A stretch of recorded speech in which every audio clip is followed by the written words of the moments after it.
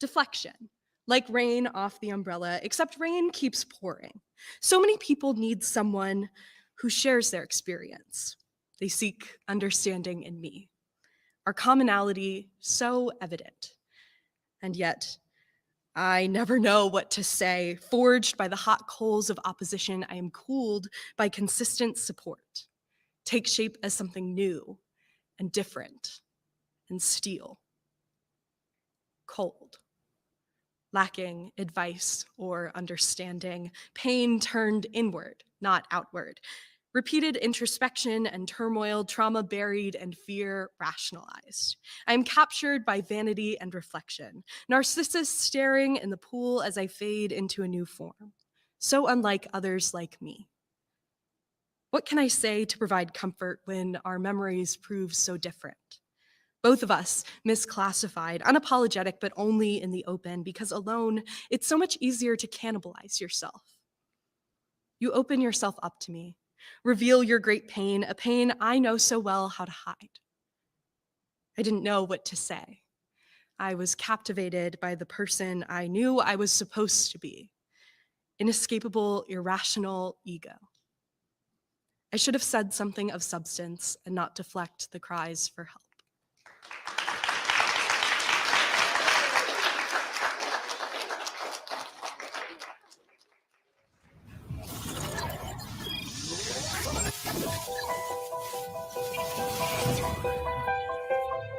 I founded Teens with a Purpose in 1996. We started as a ministry to address HIV/AIDS. In 2007, we became a nonprofit and became Teens with a Purpose, the youth movement. And that's when we transitioned from HIV/AIDS education to any issues that young people face, teens creatively cultivating the next generation of leaders, using the arts as a foundation so that young people have a voice and they take their art form out around the community, impacting things that matter to them and following the needs of young people, because over the generations, that's changed. Poetry always fit because Teens with a Purpose follows what young people say they want and need. It's their platform, so they define a lot of what vehicles we use to make a difference. And from the very beginning, we had spoken word poetry. Fast forward to 2008, there was an organization called Youth Speaks and Brave New Voices.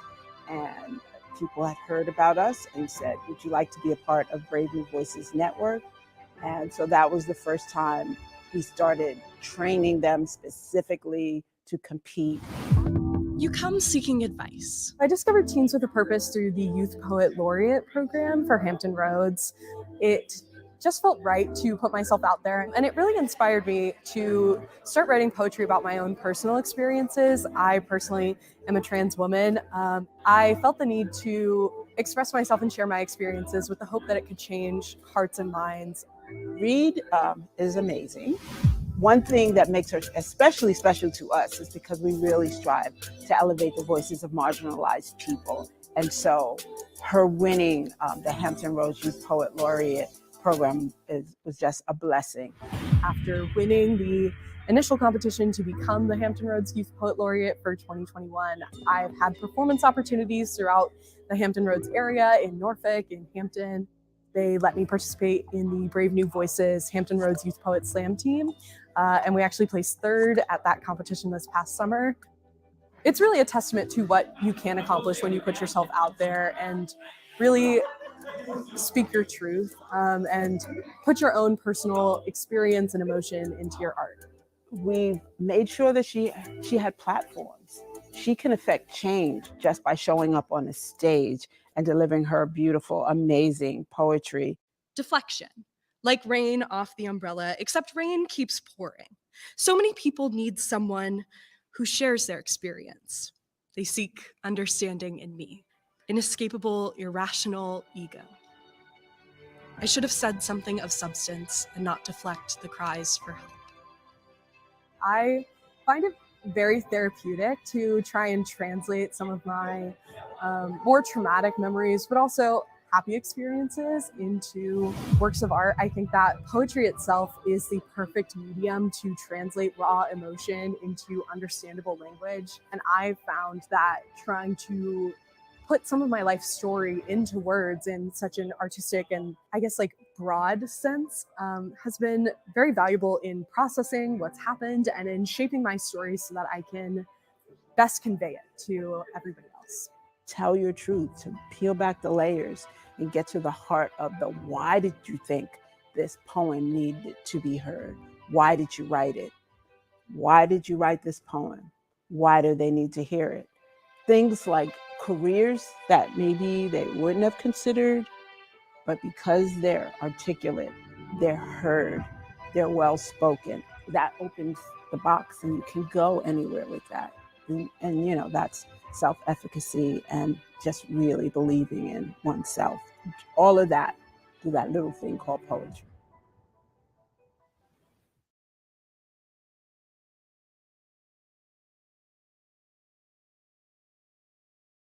You come seeking advice, but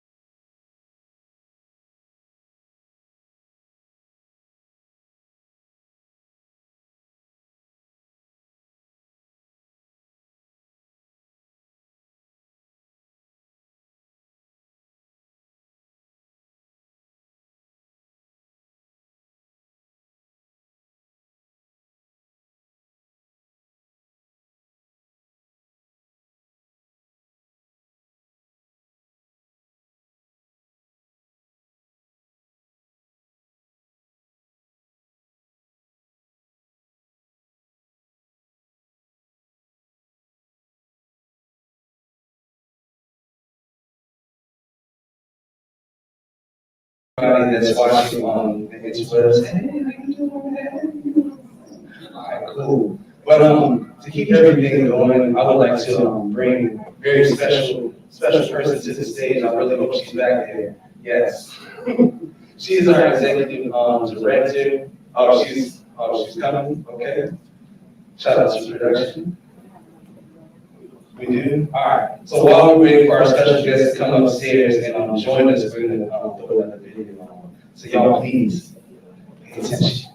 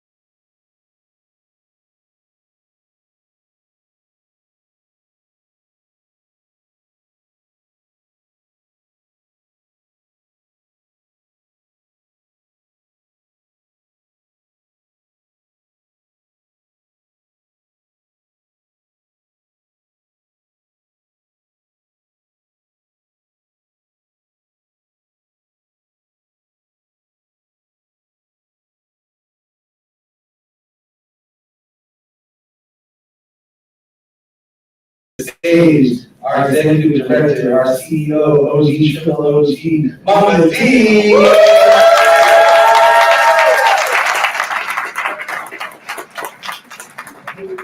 Look at y'all. Everybody's here to hear poetry. Everyone's here to hear youth voices. This is amazing. This is amazing. When do people line up just to hear what young people have to say, and your creativity? What's on your heart, what's on your mind? And also adults. Know that this is an honor for each one of us, that they will share their truth, and we get to witness that. That's really special, that's really, really rare. So on behalf of the organization, on behalf of every youth voice that has ever hit my ears, that I've ever had the chance, the opportunity to sit and listen to and be inspired by, I thank you all for being here. I know that it is a competition. Please try not to compete. Not with yourself, not with anybody else, poets. Tell your truth. Own this moment. Be present in it. It belongs to each and every one of you. Whether you get the title or not, I promise you, I have witnesses, young people who can testify. We make and are exposed to so many opportunities, not just locally, not just nationally, but around the globe. Teams with a Purpose, youth poets get heard, get recognized, and really have used their poetry to affect change. That's huge. Not just a word, but movement spaces to affect something that is not right in this world, and use poetry to affect going to budget hearings and spitting a poem that helps a legislator decide not to open a youth prison. That's powerful. That's powerful. Getting adults to vote when they weren't even thinking about it, not even knowing that they have power, because a young person said, I can't vote, I need you to vote for me. I don't have the power, you do it. They said it in the poem. Just saying, this is powerful. This is the moment for every last one of us. I don't really want to talk about the competition. I don't really want to talk about the rules. I just want to celebrate the youth that are here. We have these adjudicators, these judges, who have to put a number on a poem, which makes no sense at all, because that's the only way we can name one person or a few people in this position that we have an opportunity to rise to, because the winners in this program will have the opportunity to apply for the National Youth Poet Laureate. And I know everybody in this room knows about Amanda Gorman and what she did with her opportunity. You may not know that one of the ambassadors from last year had a very similar opportunity, and she's competing again this year. Ayana had the opportunity to be commissioned to write a poem for the U.S. State Department, and her poem was heard in every U.S. embassy around the entire world.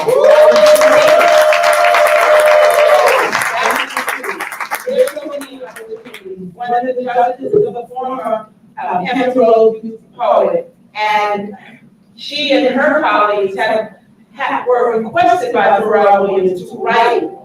Basically, they were commissioned to write a piece for his last endeavor in our region called The Elephant in the Room, to influence a whole Hampton Roads to start working together and not to leave out any of us in their stories. Their poem set the tone for change makers that are billionaires and legislators. Everyone came, but he asked them to speak first, to continue their poem. We check the adults to make them listen to for the reason that we all have come together. So y'all, know your voice matters, know your poetry matters, and we just all come to celebrate each and every one of you. And I think.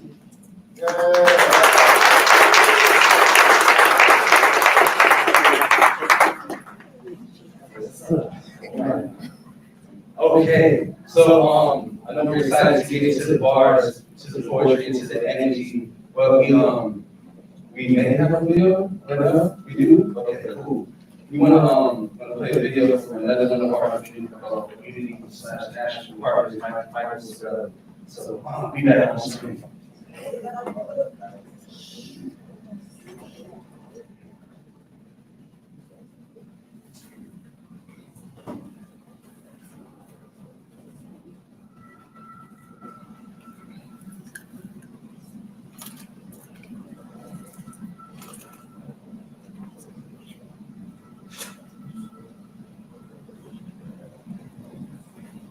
Hello, my name is Michael Sorelli, and I'm the founder of the National Youth Poet Laureate program. And I'm really just honored and privileged to say a few words about Teens with a Purpose. This incredible relationship spans many years, and it goes back to when our organization, Urban World New York City, decided that we were going to expand what was then a singular Youth Poet Laureate program in New York City to one that we could reach cities across the country. What we did internally was identify 12 organizations in our first year that we believed not only had the capacity to do this work, but also share the same values, ones that wanted to elevate youth voice and also celebrate young people at the forefront of artistic excellence, social justice, youth leadership, and civic engagement. And of course, these are the qualities that Deirdre Love and her team cultivate every day with the young people that they work with. So it was a no-brainer to partner with them in our first year as we expanded this program across the United States. Now we're in over 75 cities, and we've reached everywhere from Carnegie Hall to the presidential inauguration. We couldn't do it without organizations on the ground like Deirdre's that are doing this work day in, day out. So Teens with a Purpose is an organization that we are very proud to work with, and we consider them a family. This past summer, the U.S. State Department commissioned a poem to commemorate Juneteenth, and we had submissions from youth poet laureates from all over the country to be part of this opportunity, and they chose an incredible poet from Teens with a Purpose named Diana Skew to commemorate this important day. This poem was broadcast all over the world, and it was just an amazing testament to the work that's being done day in and day out by Teens with a Purpose. So thank you for this opportunity, and I hope everyone who's hearing this can support the work of this incredible organization, because they're really doing the work and they walk the walk. Thank you all. Peace.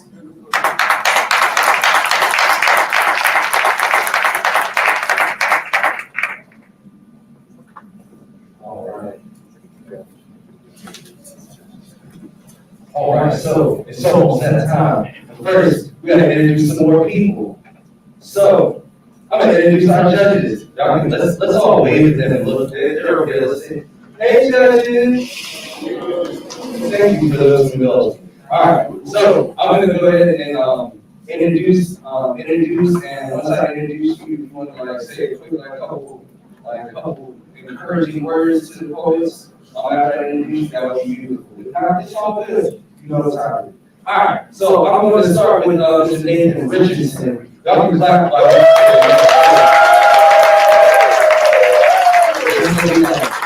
all right, so this Nathan is an accomplished performance poet and published author. His poetry has been published in publications such as I can't pronounce that. I'm trying to. Is it Poet?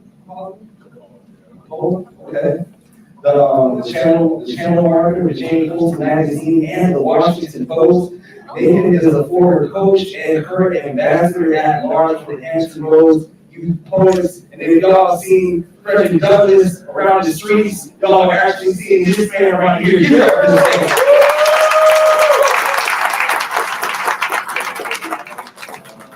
Yeah, there we go.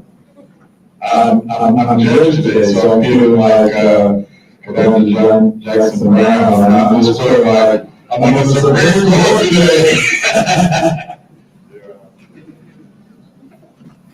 Oh, for sure. All right. Let me see. Well, since you just passed the microphone, we'll go that way too. Here we go. So, our next judge is Madeline Garcia. Let's have a look at Madeline. We didn't warm up. That's what I'm talking about. AKA Maddie G. Maddie is a proud Afro-Latina spoken word artist. She has She has been published in numerous anthologies, enjoys working with the youth in the community. She has been a member of the Bird Bender Slam team. How long have you been up there for? 6 years. So, how did recently published a Vision of She poetry collection and higher ranking in the Women of the World Poetry Slam team since its inception in 2017, and she is a proud part of the Hampton Roads PA poetry team. Please give her Thank you so much. It's a pleasure being here, and I'm really nervous to judge you today. And the kids who are all amazing, please go out there and just speak your truth and who are amazing. Yes.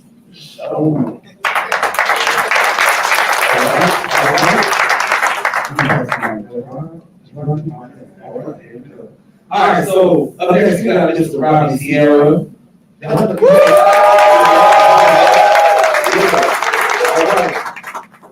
Robbie is a long-time fixture in the spoken word and theater/film scene in Hampton Roads, a long-time host of the OU Annual Poetry Slam and the 757 Mike Fest. Robbie is also a long-time contributor to the Youth Writing Center and Teams with Purpose. You can also often find Professor C, teaching classes and roaming the halls at ODU, Old Dominion University, and Randy High School, looking for fellow poetry units to help give balance to the world. Give it up.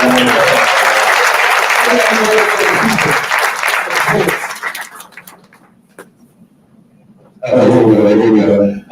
Just so excited to be here. Oh, all the fire on those pages that ran this week. Are you serious? I'm just looking forward to that same fire hitting this microphone. So good luck.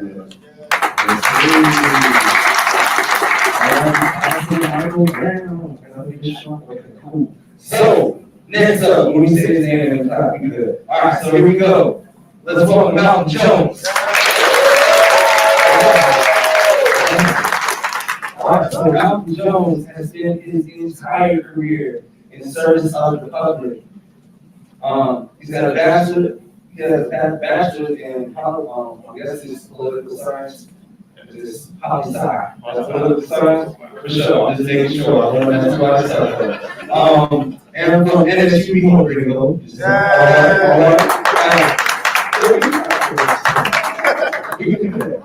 And a master's in public administration from Regent University.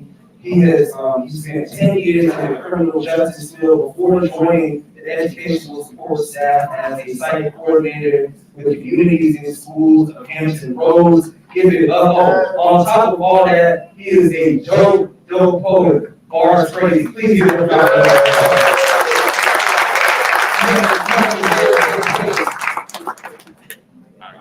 Words build worlds and destroy worlds. So I just want you all to create some worlds today, create some change today. Honor your own life and do what you gotta do. And shout out to BCW students that are here today. Appreciate you.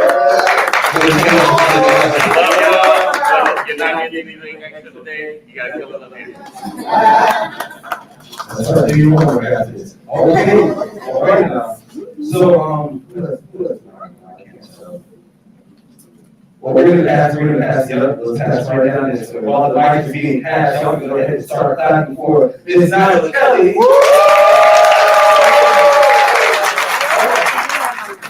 All right, Nyla is an African American Studies graduate of Virginia Commonwealth University. She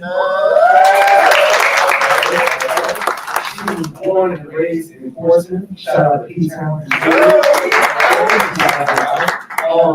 Some personal achievements include working as a teaching artist for Teams with a Purpose, graduating high school with honors and college credit. Shout out to you.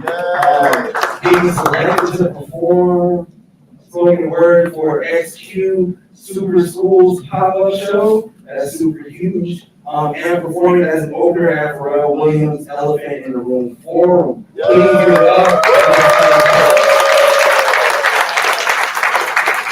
She's also on principal Youth Poet, the HRP alumni, OG again, all that. Now, you got something for the poets.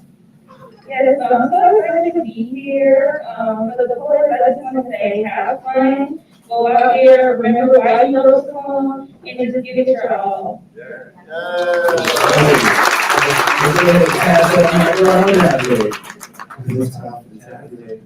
is time for the tabulator. This is, so please welcome the tabulator for this evening. She's going to be keeping up the scores, doing all the math. Hillary and Andrew Blade.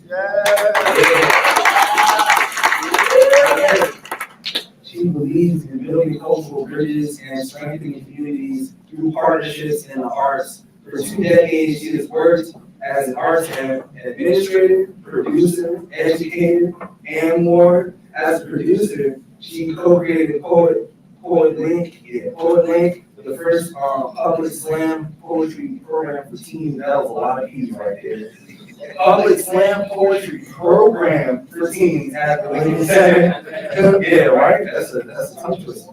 Hillary now serves the city in cultural affairs, building community and multicultural partnerships, producing new public programming, and facilitating critical grants through the Virginia's Arts and Humanities Commission. Please give it up for Ms. Hillary.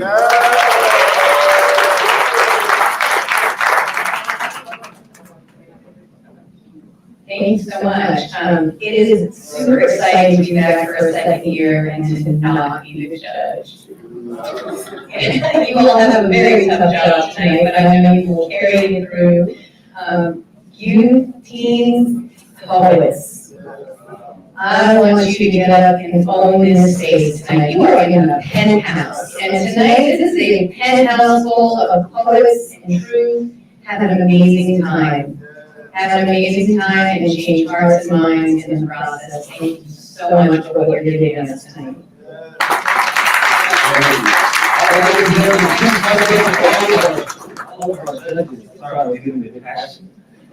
So, to kick everything off, like we've been talking about poetry, we've been, kind of just dancing around, seeing videos, all that. Do y'all mind if I give you a poem to start things off? Yeah!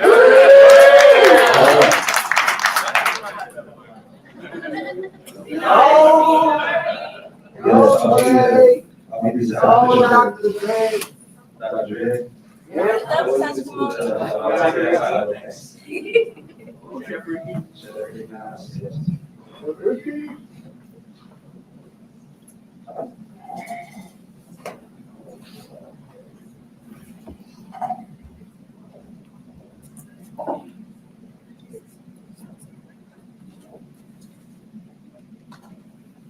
Story is grapevine.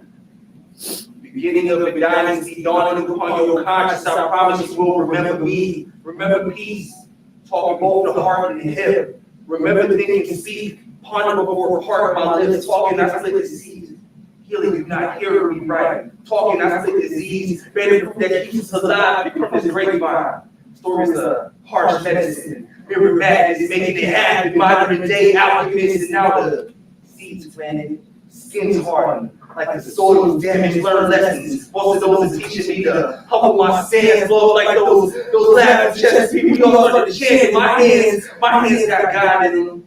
Promise when the seeds were planted, the eyes open like the floodgates, gifted with a life force that we all possess. Beyond wisdom, vines got blood in them. Sip from the cup and pass it around until the room's spinning.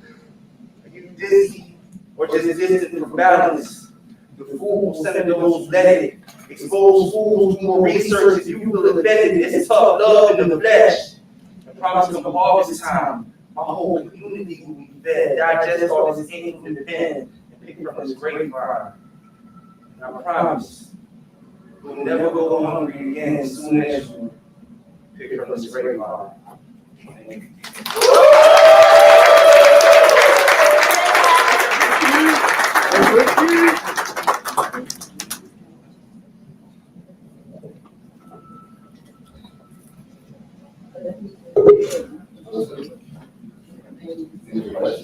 All right. I have a bold questions. So, I was told about how illustrious that you see. Everybody give up their arm, everybody is all right, so back, I think you're gonna name the first 5 poets. Yes, ma'am. What's happening with this, the poll questions? The poet will pick their question, read it out loud, and talk to the judges. For sure, that's what's gonna happen. So poets, when your name's called, you're gonna come up here, everybody's gonna clap, show you love. You're gonna pick from this poll questions, and you're gonna answer that question to the judges. We cool, poets, we know what we're doing? Yes. I think that is, I hope so. And I'll see this right here. Let's go. Okay. So I hope you are as excited as I am. Please, let's welcome to the stage, Salma A.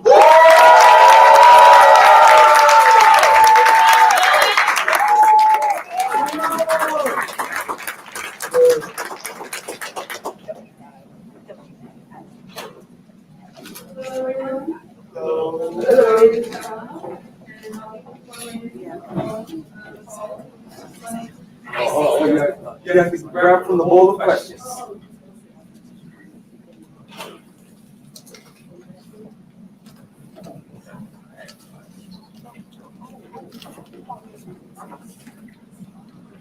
So I have, how can poetry change the world? That's a really good question. I'm gonna have to take a moment to think on it and gather my thoughts before I give an answer. I think poetry can change the world by making others feel something that they've never had to feel before. When you're in a specific situation and you want to communicate that, you want other people to understand how you feel, people who might not have the same perspective as you, or who might not have the same experience as you. Poetry can kind of like transfer that experience to that person for a second, for a moment in time, and let them kind of feel a part of what you felt. And I think that's how poetry can change the world, because when that happens, when you form that connection, it just, the other person will have no choice but to either acknowledge your experience, or to try to ignore it. And I think it's a lot harder to ignore it than it is to acknowledge it and do something about it.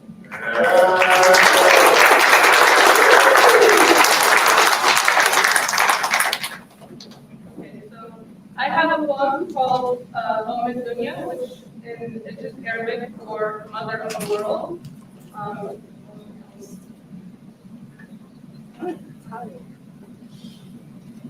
Dunya, Mother of the World, your sugarcane juice runs from the press, the way your water flows at birth, and there is a sweetness to your womb that was only tasted after your salt baths, your C-section.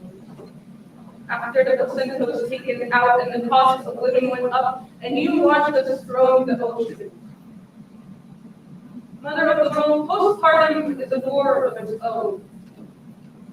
Your blood ran so our hearts could race for you, but our dreams dropped from your shaking arms at Secretary Square and Rabbi Square and beyond, when your body's defenses turned on you in a military coup, and our bodies were destined for exodus. Some were massacred, some departed, some were trapped, and some of us were born of a certain. A land that bears our birth, but not our heritage. Mother of the World, there is a gaping hole in your side, and no stitch will keep it closed. We are thrown into jail cells and are reported to Interpol. If we speak a word, I bite my tongue just to taste your blood again and again. Mother of the World, we've made a ritual of licking our bruises and licking boots. The same boots that stamped out the footsteps of God's prophets. We drink phosphorus out of the Nile that carried baby Moses to term. The modern reenactment of the 10 plagues. We've made a ritual out of living to survive and of rolling dice at coffee houses, hoping for a second chance. Mother of the World, there is an umbilical cord between our souls, like the rope between Africa and shuttle. You will escape.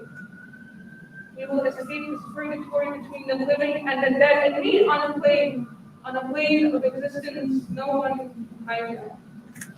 We will meet in a place where we can find bread without chasing crumbs, a thriving civilization instead of mere survival, a place where your history is no longer a hand-me-down, but a crown of honor. A place built on the last laugh of your martyred sons and daughters.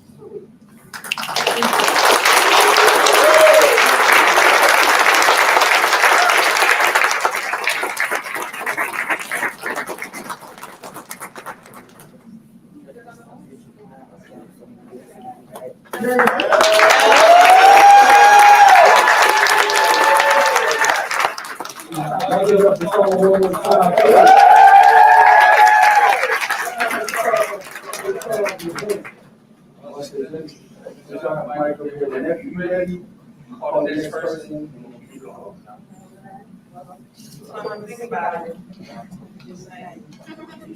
Yeah, I'm about to say, judges, it is a long way down to the parking lot, so, judge wisely, I'm just saying. Elevators, stairs, and all.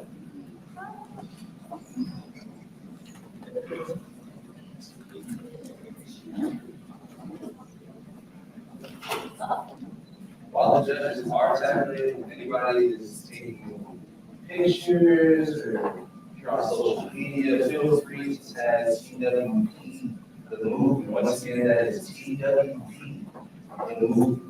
Also, raise your hand if you paid any money to get in here today. Woo!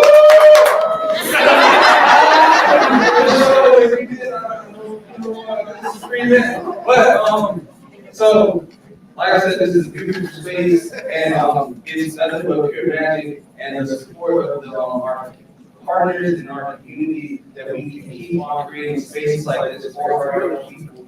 So we all in here for free, which is beautiful. If y'all really were inclined to give, want to take something with you, there's a table right back here to does have merch and things like that. And yeah, just feel free to look at it. Not right now, because that's how I post. Well, all right, judges, we tabulated the judges.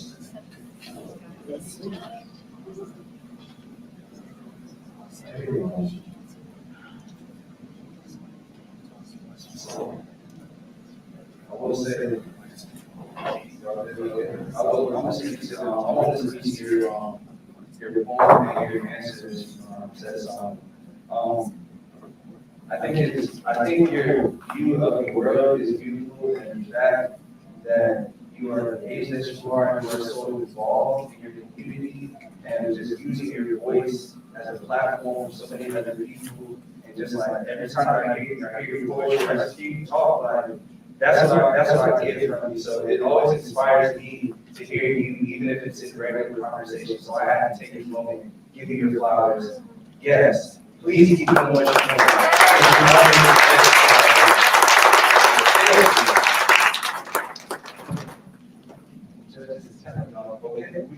Thank you for the 30 seconds? I guess not. All right. Oh, yeah.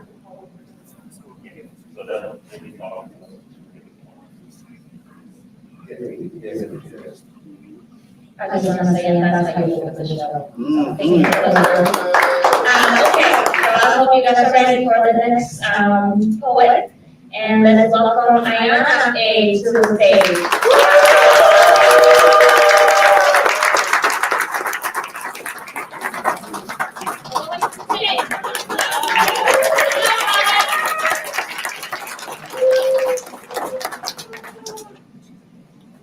Serious move question.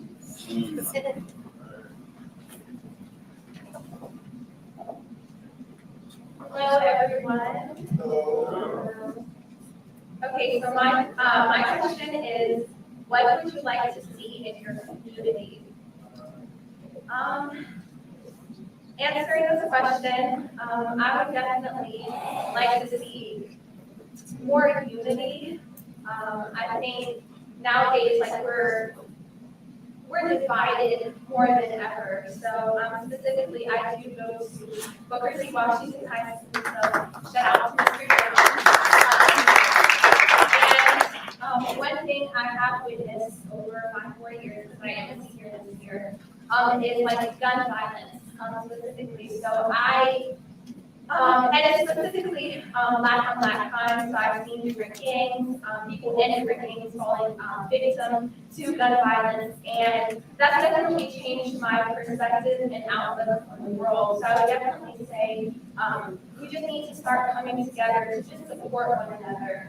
Through thick and thin, we all are different, we all are unique, but at the end of the day, this world is ours. There's no need to have black boys, die in the hands of the police or dying, from other people, with gun violence. And then I would also definitely say a change and a shift as far as police brutality goes, for sure, because I've witnessed so many different videos, like as far as George Floyd, Breonna Taylor, and it definitely keeps striking my heart every time that it happens.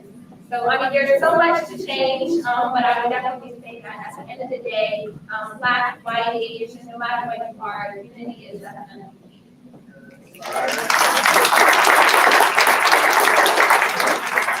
And so the poem that I will be doing today is Letters to My Grandfather, and I just want to give kind of a background. One thing that I realized over the past 2 years, after my grandfather passed in December of 2020, is the ability to leave a legacy. So when you're living a life, you want to, especially like my takeaway from his passing, was to be able to live and impact other people's lives as much as you can. Because at the end of the day, when you're gone, you don't want to leave behind nothing. So of course you can leave behind monetary values, but at the end of the day, you want to live and impact and change other people's lives. And my grandfather, he changed my life beyond mentor. So I definitely want to give this as a tribute.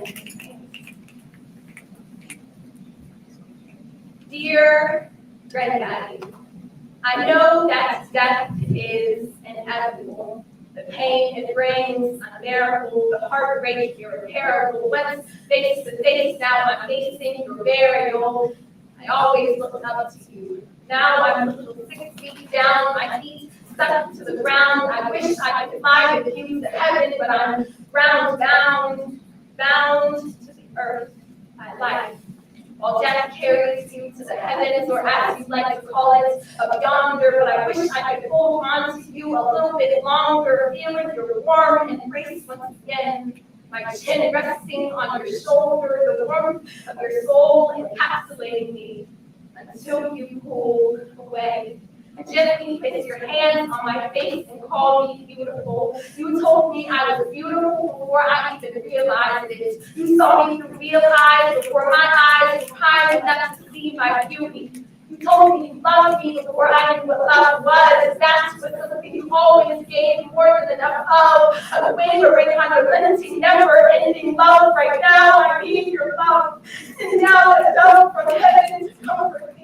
To remind me that you're still here, even when I can't see it. You're still here, you hear every word I say, you see the tears rolling down my face. And you remind me that you're in a better place. Like you walk on pavements made out of gold, that it's even better than the stories were told, that you're the happiest you've ever been. And then you look down and smile and say, like, Donna, don't worry, you'll see me again. You remind me that you're proud of me because you know I don't hear that from you.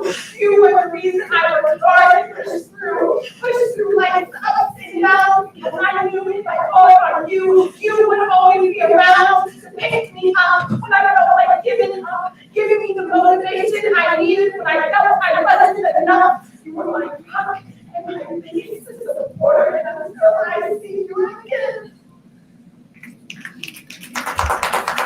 Just know that I love you. Sincerely, your granddaughter.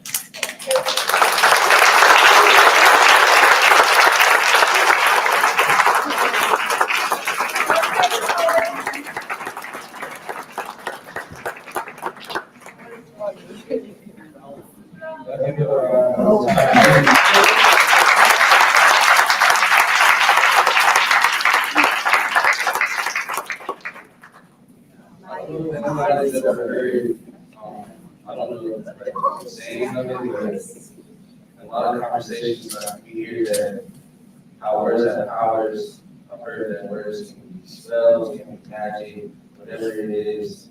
And one thing that I found that poetry can do is not only honor the ones that are here and the ones that are transitioning, but they can bring those people that are transitioning right back into the space, you know? So can we all just take a collective breath? And before we do that, think about a person in your mind that is here or that is not here that you love very dearly. Thank you so much for sharing that piece. Yeah, I'm just honored to be in this space with you and your grandfather because your grandfather is here. I can feel it now. So everyone, if you could, let's just take a deep inhale and exhale. We're gonna take one more where we're honoring people that are here and the ones that are no longer with us. Inhale, exhale, show. All right. Judges, y'all still judging?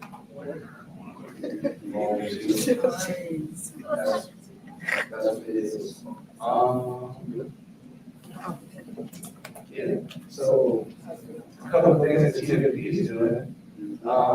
June 4th, we're doing Youth Fest. Youth Fest. Youth Fest. That is our annual unity festival. Youth stands for focusing on unity, spirit, and edutainment. What is edutainment? It's educational entertainment. That's how we get down. It's like we're always going to keep the energy, and you know we're going to entertain people, but we also believe in giving y'all a little bit more, like something that you can take home with you, something that you didn't know when you came to the space. So that's what it's going to be. June 4th, 12-6, Purpose Park, 801 Street. These poets on the stage. These poets on the stage, you might see some of these folks, for real. Yeah, man. Y'all doing good over here? Yeah. How's the audience feeling? How are y'all doing? That's right. That's right. Yo, but yeah, I know we can't hear you, but we can definitely put some emojis like, please be engaged in what we have going on. Because just because you're not in this space, you're still in this space. So, hey, love you too. That's right. But yeah, man, just have a great time. My birthday is coming up.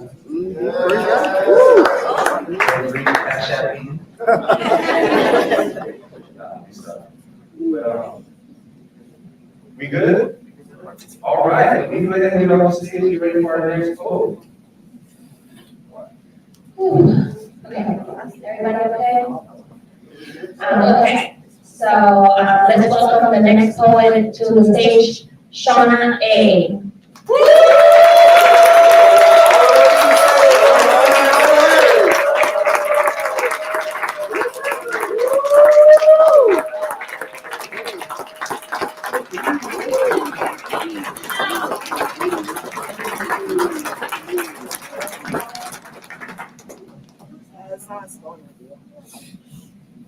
Okay, I'm good.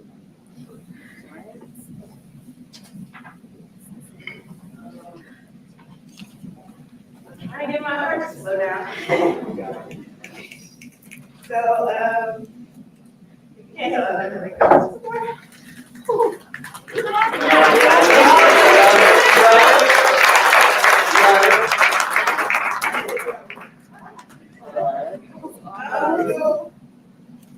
my question is, how can poetry change the world? Wow. It's okay with that. When I was 5, I told my mom I wanted to be a lawyer. Because I had watched way too many episodes of Law and Order. And I thought that if I was a lawyer, I would make enough money. So, you know, Money is always nice. And from the age of like 5 to 16, I had been forming my life around this dream of becoming an attorney. I was taking all these classes, looking at all the top colleges in Virginia that were best for lawyers. And when I got to the 12th grade, I had a class at Grammy High with Mr. Edmund Dow. And the first day he read this poem by Tim Steeples, and that was the moment I knew that I didn't want to be no lawyer. I didn't want to be no lawyer. I knew that there was more for me and that there was more in this world if I had chosen to do what I always wanted to do, and that was write. And I think I chose poetry because prose takes too long to read. And it's too hard to write. And poetry opens up spaces like this where I don't feel embarrassed about crying in front of people I never met before. I think poetry brings communities together. I think poetry gives girls like me who never felt like anybody listened to them outside of the classroom the opportunity to be heard. I was always a teacher's pet. Excuse my language, I was always a kid's ass. And I think poetry gave me the opportunity to step outside of people pleasing and to please that big hole in my chest. Okay. And I've never read anything I've written in front of anybody before, and poetry is giving me the opportunity to do that. So I think poetry changes the world one poet at a time, and I think it starts with me. Poetry is changing the world because it's giving those people who, like I said, never felt like they were heard the opportunity to be heard. And I promise I'm not going to cry about it. But I think poetry opens up spaces for community and for love and emotion, and I think that's what we need more now than ever. We need community and love and emotion.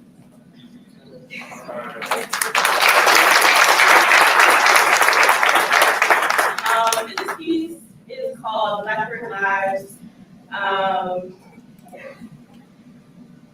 There is a blackbird in the attic. The window's locked, so we're not sure how it got in, and it can't get out, but all we know is that it's always been there. Flapping about with beaky wings, and that God almost saw, he screams, and he screams, and he screams, and he screams, loud and painful screams. My grandmother says it sounds like a plea. Help me, save me, free me. But she's old and hard of hearing, so what exactly does she know? My mother says it sounds like a demand. Help me, save me, free me. But her and Daddy have been arguing lately, and maybe all they need is a divorce. My daddy says it sounds like a request. Would you help me, please? Could you save me, please? I beg you to just free me, please. But Daddy doesn't want Mama to leave, has never wanted Mama to leave, so he's not the best judge of request. I tell him I can't hear anything. No one listens to blackbirds because blackbirds aren't supposed to live in attics, so I say, I don't hear anything. Even if the attic is right above my bedroom, and sometimes at night I can hear him whispering my name, just begging me to listen. I don't know, and I won't ever, because as long as someone pretends that they can't hear you, no one bothers to unlock that window. So, besides, blackbirds can't talk anyway. I'll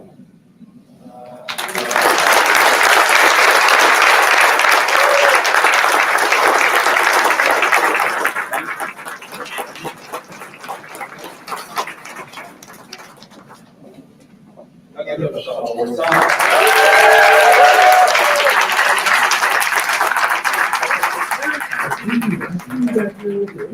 Before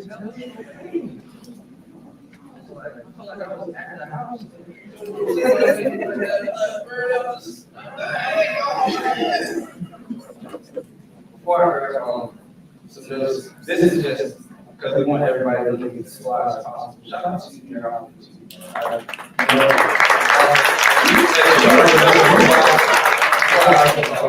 but yeah, so poets, when you come up here, before you do your piece, we're asking that you leave your mysterious question over there and like your mask off your face at the very least. Just because like we take pics right now. Taking pics, we want everybody to be like, look beautiful. So just want to put that out there. Judges, y'all, 30 seconds. I was like, that's very, very fast. You heard what she said. Yeah, it's still pressure, dog. Oh gosh, I'm sweating for you. But also back to the people online, if you're enjoying anything that you're seeing, y'all can go invite people. Like, y'all don't have to like leave, go downstairs to your car and all that stuff. Just like invite somebody down, share the post, you know, because this is all about community and the way that we uplift your voice is letting somebody else hear that voice. So yeah, and y'all can be saying, like, oh, look, and yeah, and it's gonna be you. But y'all good? All right, now back on stage. Let's go, we're ready to go, brothers. Let's welcome the next one to the stage, Marjorie C.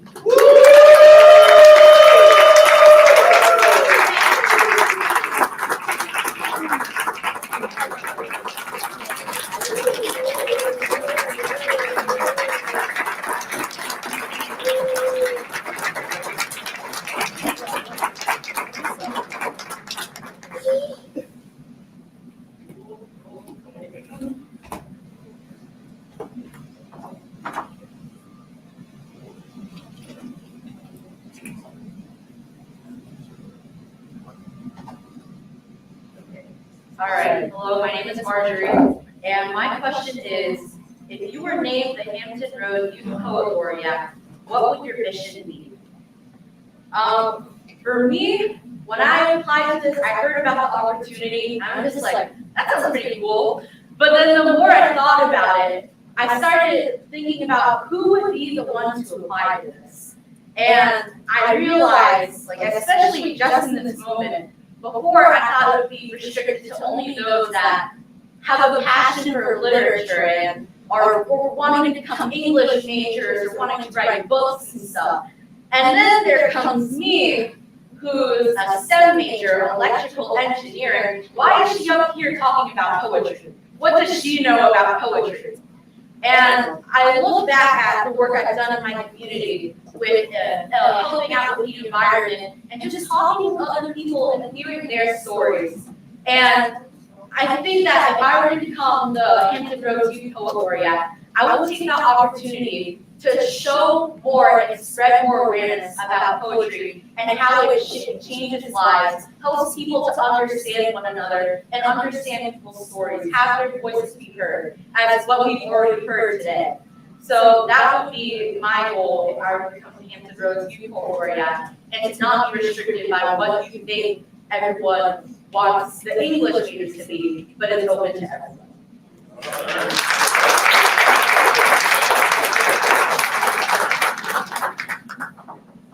And the poem that I'll be performing is called Rejection. And just a little background on this, I'm Filipino. Filipino! And I've been told I would be prettier if my skin was lighter. I was never taught Tagalog, which is the Filipino language. And that leaves a very large cultural difference between me and my relatives. Where when you go to the Philippines, I would not know what they were saying, and they would tell me to be quiet in the taxis or else be charged more. So that left a lot of a difference between me and what I felt was a part of me. So this is rejection.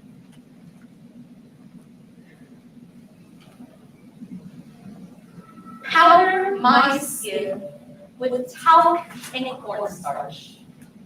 Read my name carefully and try to trace me back. Lick your tongue in a form that I don't know. Tell me again how I should know my culture. Give me a reason to cheer with my people.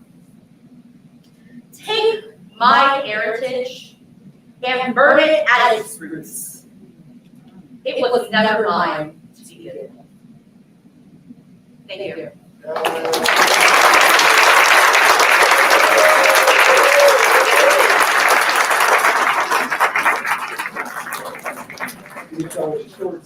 Yo, this is what it is. Oh, give it up one more time.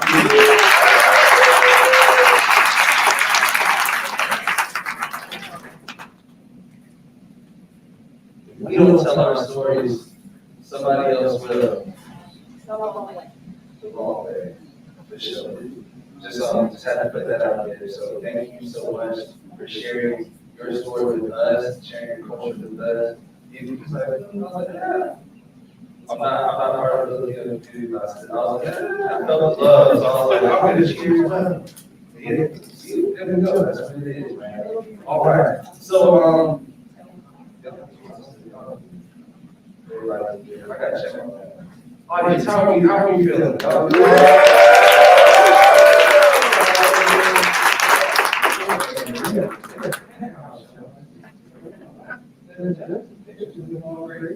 That's what it is.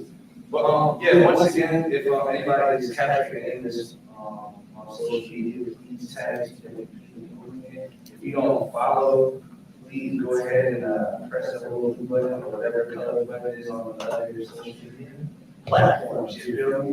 I'm gonna take this opportunity also to say thank you to the Senate. That's the building that we're in. Let's talk about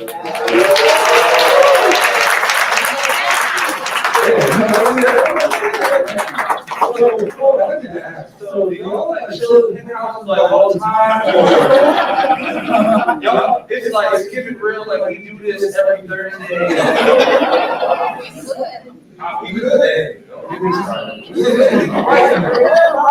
was just wondering because I was like, yeah, you know, we're in the house. Not that outside the crib. Just had to show some love to the space. Production, always air. Judges, y'all tabulated. You good? Math, everything is okay. You good? Yes. It is. All right, so let's get ready for our. This is our last one. Woo! Let's go.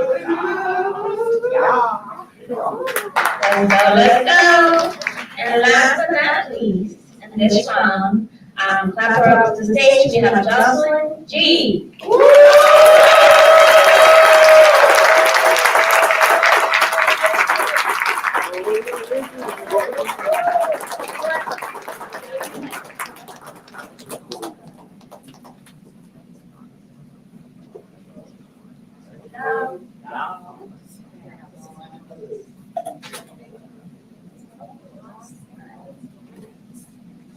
I would think the Hampton Roads Youth Poet Laureate, what would your opinion?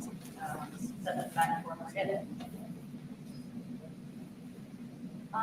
pretty much the goal of my entire basis that since I can remember is kindness.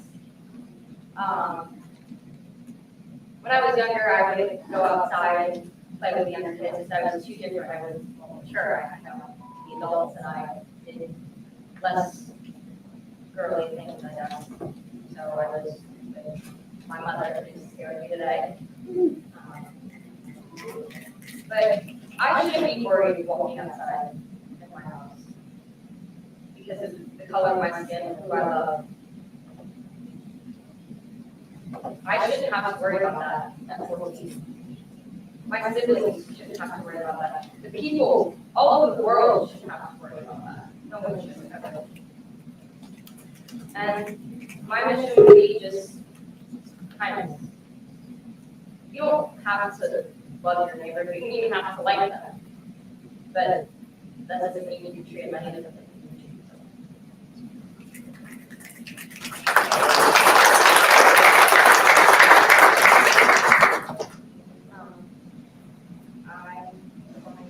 Called Keep Quiet.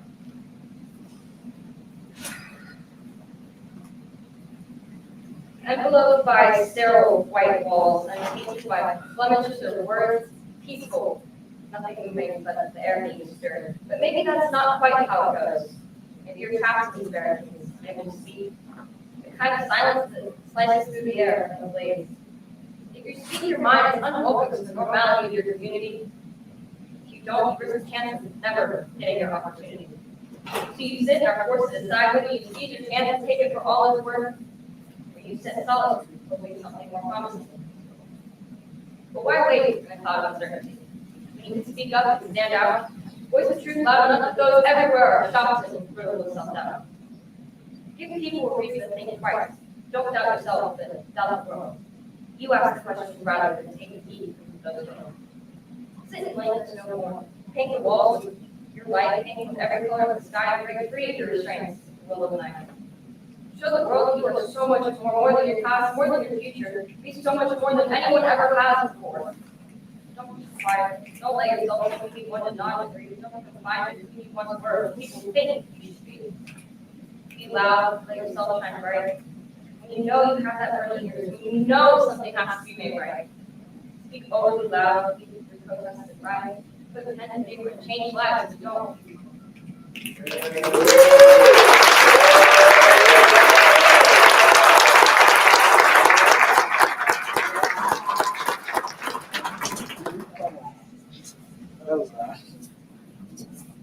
Just like that. That's round one. Can we please give it up for all the poets?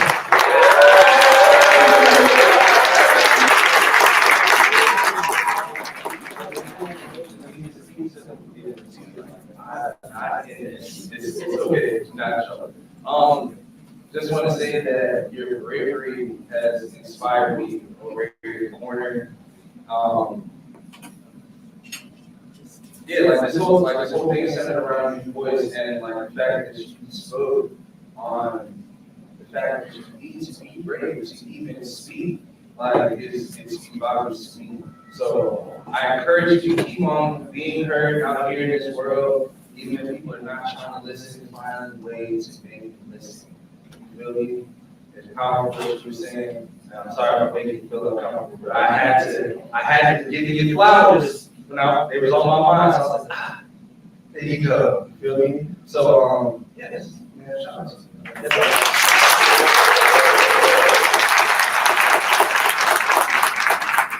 Alright. So another judge is doing their thing. We have time to do this all. Yeah. Song and then we'll bring on to the next. Oh, sure. All right.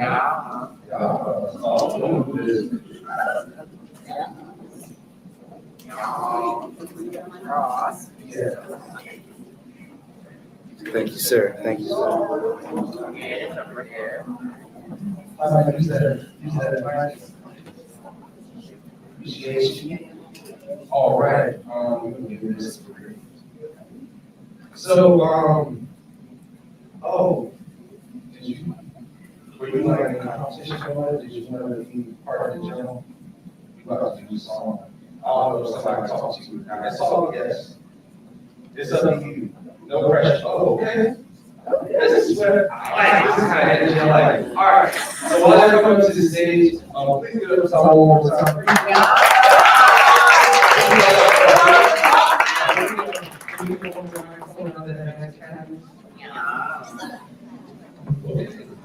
Yeah, so we're kind of still doing it. There's a project called OSU, or the Healing Code. OSU literally means one. So we created a song talking about the importance of us really coming together as a world community. Like there's been a lot of talk about healing, change, honoring loved ones, really great, letting our voices be heard, and those things can all be amplified if we do that on a more united front. So this is a song that we created together. We're missing Asia. She's down in Miami, living life. Yeah, you know, that's how it is. But she's still here with us in spirit. And with all that said, I give you troubled waters. Wow.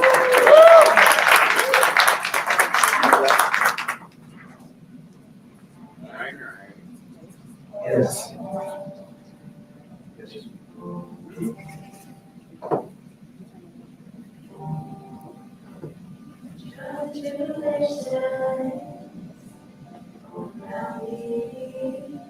Shining my head out, drowning. I have nowhere to run away, no one wants to help me. All I need is one more chance, I just got to protect me. Ocean between us, washed away our blood, history all gone. I was a modest child, providing joy. Now the white is burning, take me to his dreams. Remind you who I am, remind you who I could have been. God knows I tried to hold on to my wings, but they clipped them, ripped me from my mama's arms. And now I lie in a catacomb with her bones picked apart. And my freedom becomes a dying art.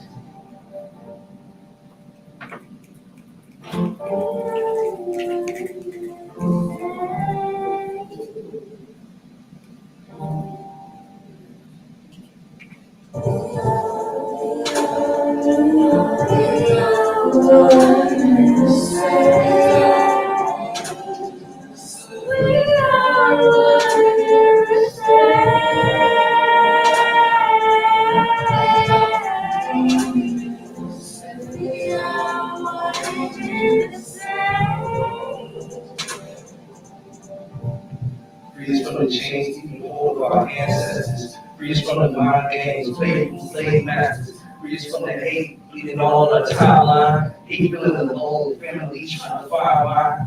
He was cut off against home, feeling right still. Told lies too, maybe in lies too.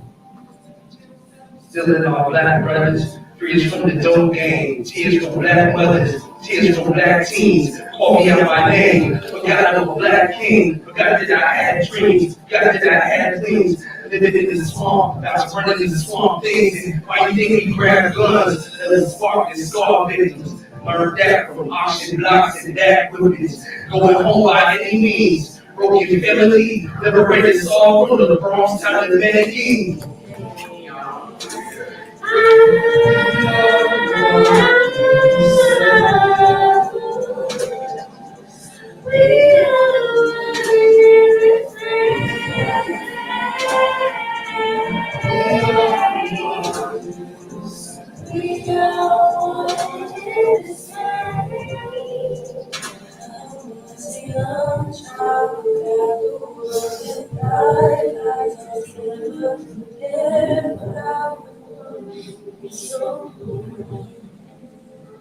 I'm trying to find peace while I'm filled with all this rage. Feels like rushing waters crashing on me. Deep love, I share peace. You put no foundation. You try to remove views, confuse and abuse me.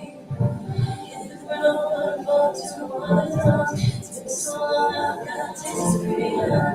Prayers and abductions on the horizon.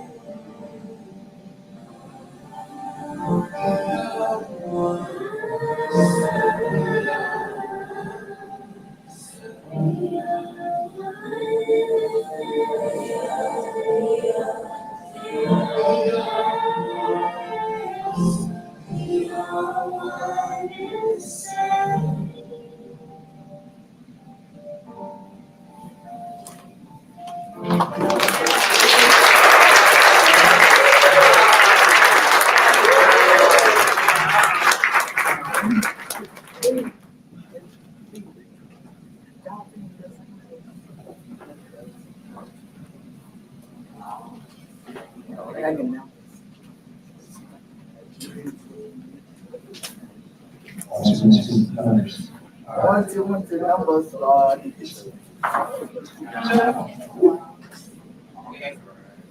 All right, for sure. I think it is time. Round two.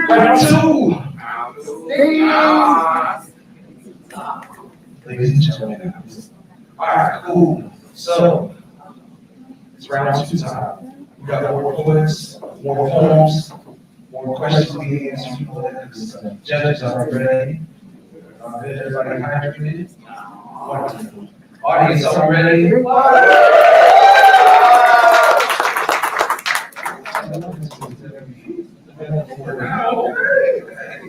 right. We gotta give you a microphone. Oh, sweet. All right. So who's up next? So can we get a big round of applause for Daquan G?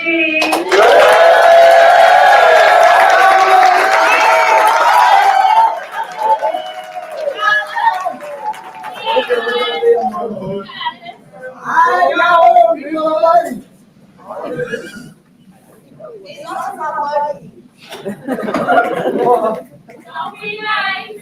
Be naughty.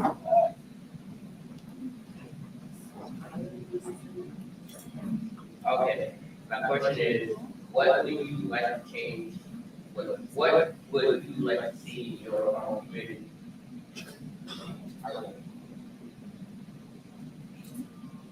Well, I would like to see in my community is like, I would like to see more like old friends, like more people like going on.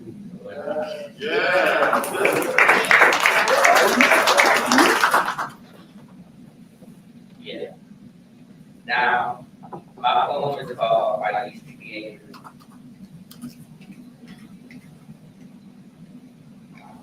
I used to be angry. Why? I was bullied. They jumped me, they hurt me. I was walking across the street from the garden, the one I go to see, and help a girl.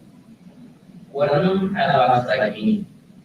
They chased me, and injured when I got back home. They threatened me with a gun.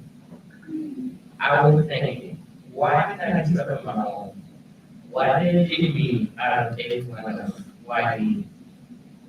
I felt pain in my arm, I felt pain in my body, in my heart, like hurt in my body, hurt in my heart. I used to be angry because I was bullied. Now I hang out with people who love me. Now I'm happy.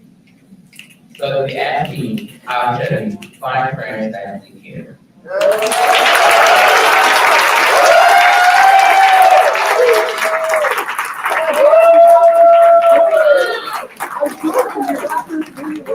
Give it up for Daquan.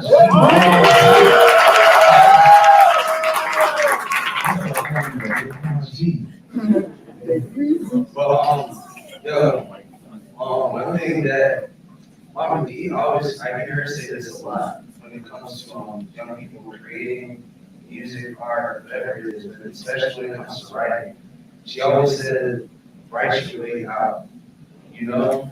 So they want to applaud you for the things that you were talking about. I could easily see somebody staying in a place of anger, aggression, and all of that, but instead, you chose to rise above that. Not only did you write your way out, but you actually found your way out of that situation in real life. So I applaud you.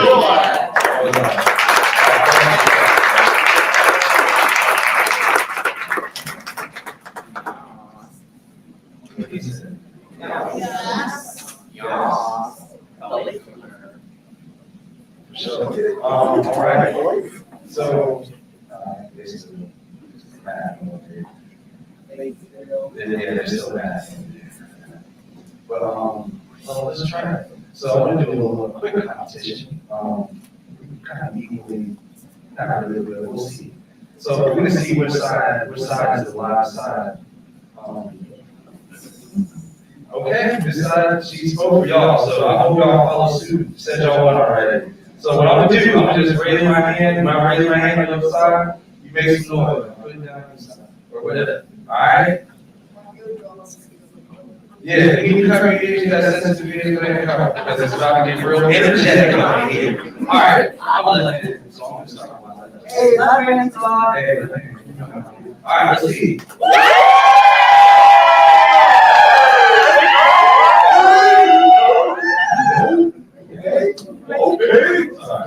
Okay, y'all heard it. All right, let's see where we at.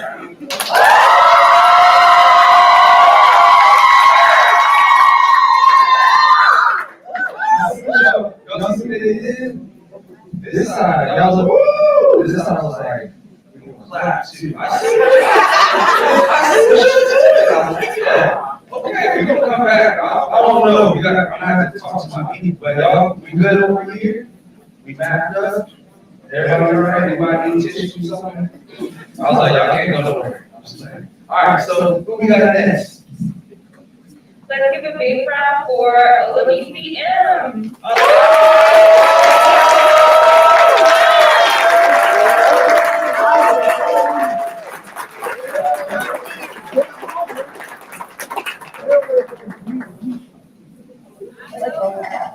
I know.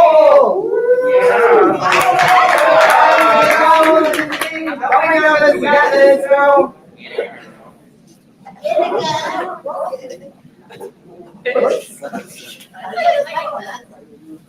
So my question is, what would I like to see in my community? And in my community, I would love to see peace. Peace is beautiful. It comes in medicine, it comes in poetry, it comes in music, it comes in the people that you see. So in my community, peace is definitely something that I would love to see.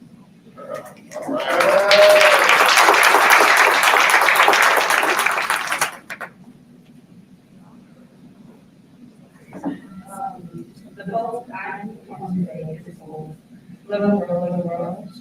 I wrote this poem as a personal history. It's a tribute to my little self. Things I want to tell myself from where I'm from. Just before I got to where I am now. Just to say, everything's going to be okay, you will.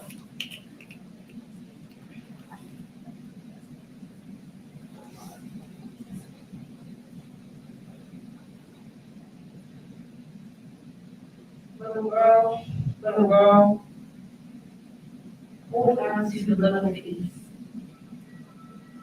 That's all you have left. Love everything while you still can. Because the world is going to take and take till you have nothing left to give. Little girl, the pain you're going through. I know it seems like a lot, but so much is happening. Believe me, I've been there. That place where everything seems still.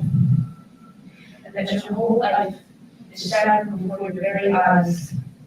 But I promise, it gets better. Little girl, don't you worry. Life is so much more precious than it seems. Remember to love yourself. Remember that I love you, that people love you. So paint your beauty and your wisdom, because the world is your canvas.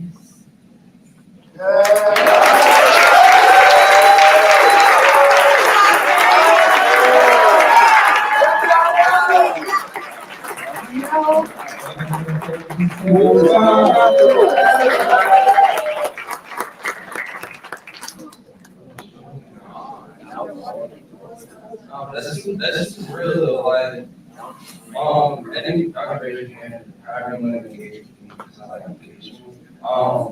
Has anybody ever like told you, you heard that like you can create your own reality, like you're the master?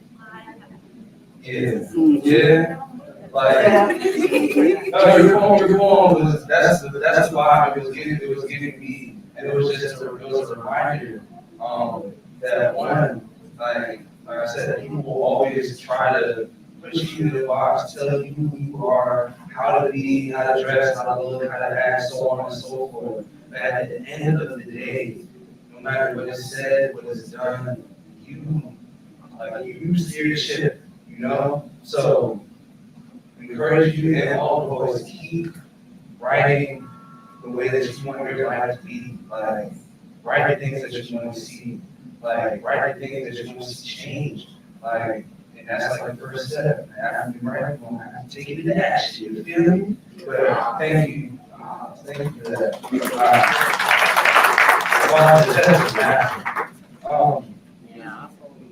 We can agree that this has been like a joyous occasion, like this. Like we were having a finale, we would come back to it. Word, I'm glad y'all feel that way because we're definitely having another one. On April 24th, that's going to be our season finale. That's what we finally crown. We named the Youth Poet Laureate and the Ambassador for this year. It's going to be a season here, correct? Downtown Center. I don't know if you've been down there. Downtown Center. Yeah, it's just another beautiful space. Elijah said this, that means that Judge y'all tabulated. Yes.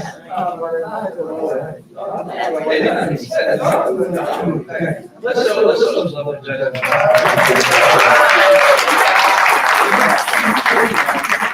Who got next? Please put your left and your right together for your M.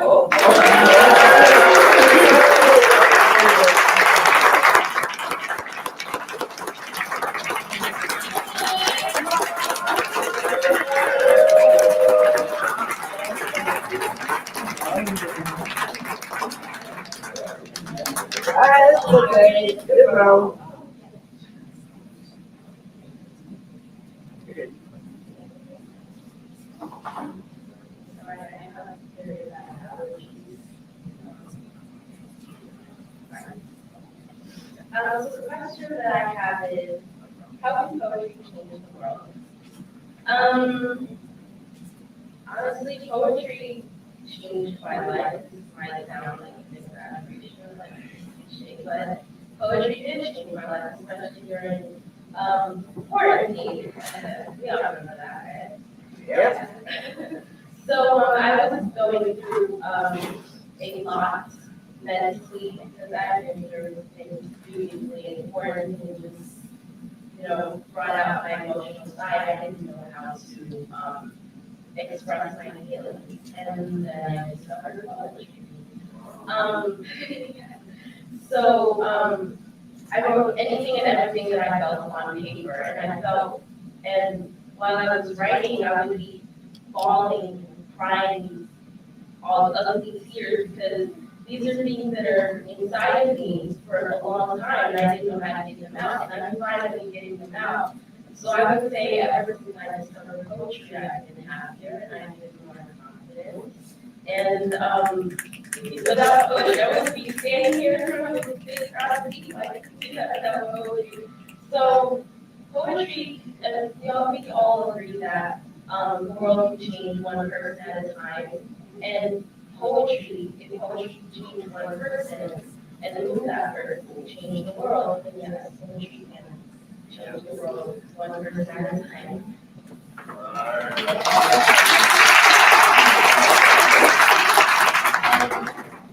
So the poem that I will be performing for you today is it's a beautiful piece in my eyes because I think everything and it is called Why Did You Stop? I hope everybody ready. Imagine this. You're running. You're panting, sweating, you're tired, but you keep running. You're running. You're hot, sweating, tomatoes being thrown at you, people screech insults at you, noise, more noise, disruptive world. Slow down, keep going, don't slow down, keep pacing, so you keep running. You're running. You're hot, sweating, your body is quivering, you're thirsty, tumbling, but nowhere to go. No one comes to give you water. You only get more dull red tomatoes and curse words so that. But you don't stop running. You're running. Your heart's beating too fast, your legs are shaking, your mind is spacing, head pounding, heart beating, legs, mind, heart, arms lowering, red, people, red, splash. Don't slow down, keep going, don't slow down, keep pacing, don't slow down, stop slowing down, still running, don't slow down, stop slowing, stop running, don't go, don't stop, just stop, just stop. So stop. You're not running. Red, black hole, dolphins still flying, voices still ringing, body quivering. You needed help, but no one helped. So you stopped running. Why didn't you ever finish lying lifeless on the concrete ground, drenched in red, cold body, haunting body, lonesome body? Who did this to you? How can they have helped? How can they have seen the signs? Tell them what went wrong. Tell them who did this to you. Tell them how can they have prevented this? But it's just too late. Because you already stopped running. Why would anyone ever kill themselves fast? Why did you stop running? Thank you.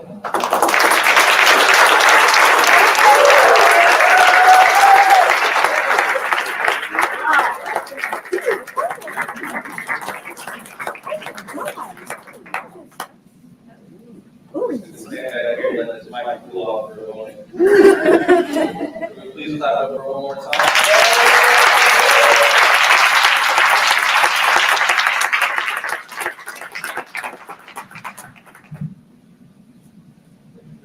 Don't get burned. Oh. I sat in this whole space. Yes. Yep. A great space. I'm just privileged to be amongst many like awesome storytellers, and I really appreciate you.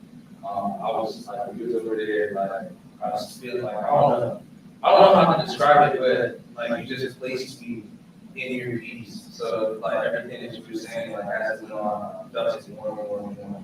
So shout out to you, because that's definitely a skill set. Doing it! Yes! All right. I think it's just 30 seconds. Tell them what's going great. Oh, right. I do have a writing problem. So after this round, there will be like a short section for this writing I'm about to give you. I'm gonna take it right from inspiration from writing your way out. So this is your writing prompt is, I'm writing my way out of, that's where you feel it. Okay, once again, writing prompt, for those who feel like participating, you can do so. It is, I'm writing my way out of, and that can be whatever you want, whatever it is for you. I'm not even gonna tell you which one, but I mean, a couple more seconds. All right, writing your way out of the situation that you find uncomfortable. Writing your way out of if it is that you neighborhood. Writing your way out of a way of thinking. Like there's so many things that we can do. I thought somebody was trying to. I was like, yes, I agree. I think, but I gave you another 15. What's good?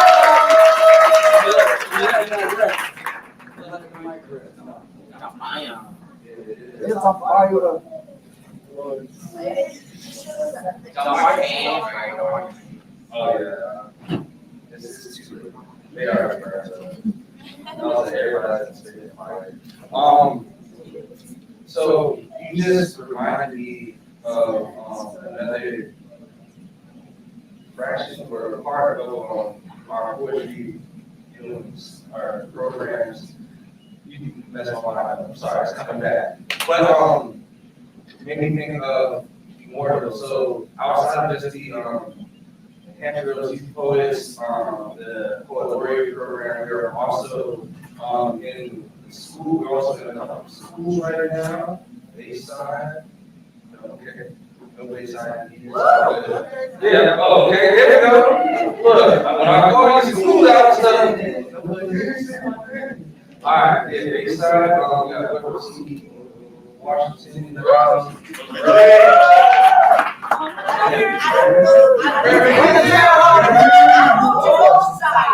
Shout out to Northside. ADL Academy Study. Yes. So what a memorial is and what we've actually had the privilege to shout out to partnership. We've had the opportunity to speak with some of the original class. County Training School and Union Hempstead High School. Yes. It's a long, all that. It's got a long history. That was one of the original high school, the only in Virginia Beach for students of color. And we had the opportunity to speak with some of the people that went to that school, talked about their experiences. Somebody's here today? Oh, yeah. Oh, we're gonna call her up later, or we're gonna recognize her later. We do have somebody in space. Oh, I'm not supposed to look. I don't look. But yeah, we're gonna give you a flowers. I got She didn't show up. The princess there came out. Oh, okay. I'm just pass the microphone over real quick. Yes, we actually have one of the elders, a graduate of Princeton County Training School, Union Hempstead High School, one of the founders of a museum dedicated to the school. Wow. This is Marjorie Wilson Cofield. Please stand up.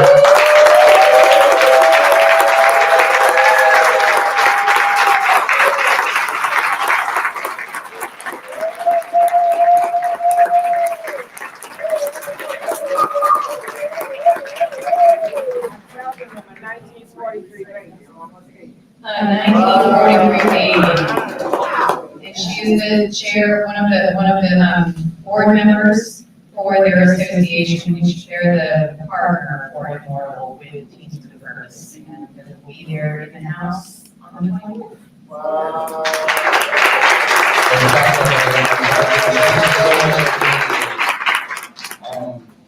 On behalf of Teens with a Purpose and all of our community partners, I just want to say we honor you and we thank you for your time, your energy, your contribution to the community and to this space right here. Much love. Much love. Yeah, man. With all that said, Jeff, we good? All right. Who's next? That's how it is. Please give a big round of applause for Nora N.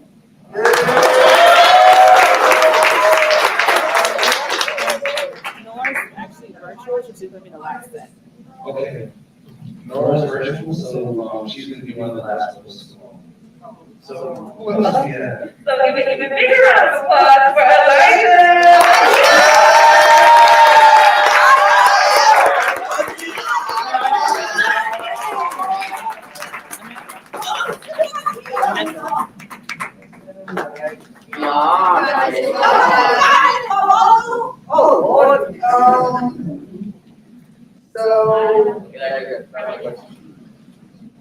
Come on, what is this? Y'all, right?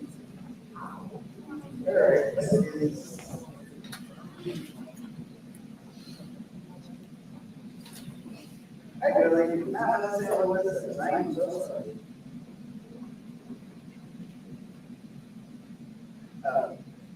If I would name the Hampton Youth Poet Laureate, what would my mission be? Well, my mission would be to bring unity and peace to a divided community. That's right. This community has been divided for so long, it is ridiculous. All the way back from 600 years ago, this nation has always been divided. It's always been black versus white. It's always been, if you're not white, you don't deserve anything. If I would get the title, my mission will be to finally break the social barrier once and for all. I don't want to leave this home without knowing that I somehow made an impact on this God-needed country. So if I would name the Hampton Youth Laureate Poet, I would definitely want that.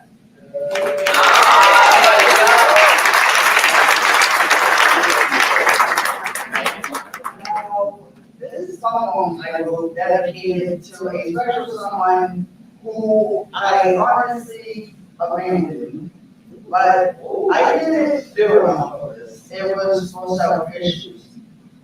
But this female figure had so much of an impact on me, not just emotionally, but just in every category.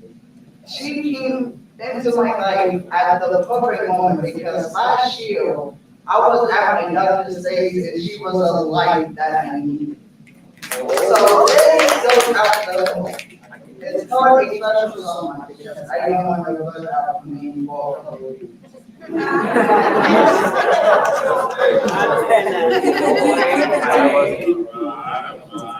So my special someone, I am here for you. Even though I did abandon you, I'm still here. Your smile is as bright as the brightest stars. Your face is beautiful as any others. Your body, I'm not gonna go there because I don't want to make you uncomfortable. But I don't know you. You helped me see that there was more to life than this darkness. You gave me something that I lost, since was hope and faith. You have helped me in so many ways that I just can't explain it. But I am going to be faithful. So my special someone, hang in there, don't fall to society ways, please. You're all amazing, beautiful, smart, and a lovely sweetheart. You have an amazing personality, and you have helped me see the true meaning of everything. So my special someone, you have given me the strength to finally get me back on my feet. You put my broken heart back together, and when I'm finally ready, the day I will give you my heart.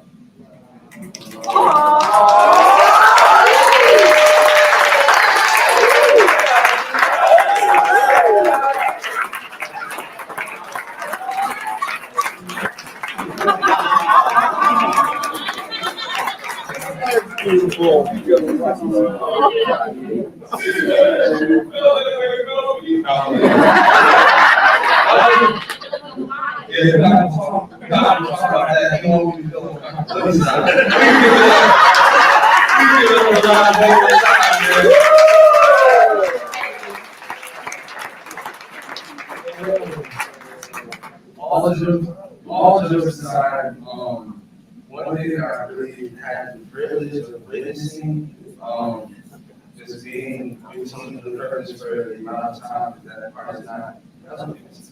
But it's like I've seen some really beautiful friendships, bonds, whatever you want to call them, connections happen. And I don't know if y'all peeped, I know he was putting that G on, like that game all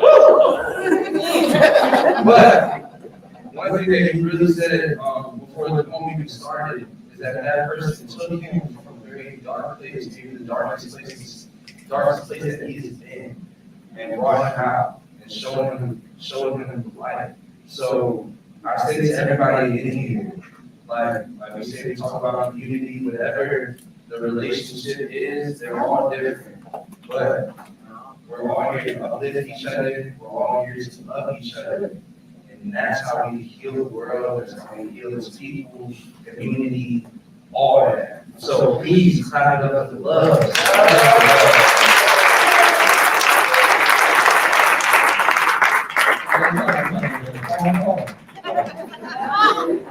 He's like, brother, excuse me. Yeah, he's like, I gotta make a phone call. Let them know. Hey, let them know. All right, let me stop. Let them know. Yeah, push the big guns. Good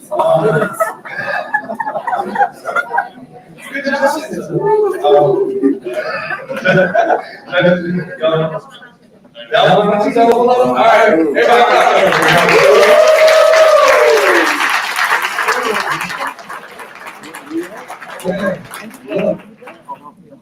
5 minutes is a hard 5-minute break, okay? That's it. 5 minutes, we started. Don't be the one trying to switch back in your seat all late and stuff. Because I'm gonna say something. But yeah, we're gonna take 5 minutes, stretch your legs, do what you need to do, and we'll be back. Just this elevator break so far. Always love y'all. Yes, 5 minutes.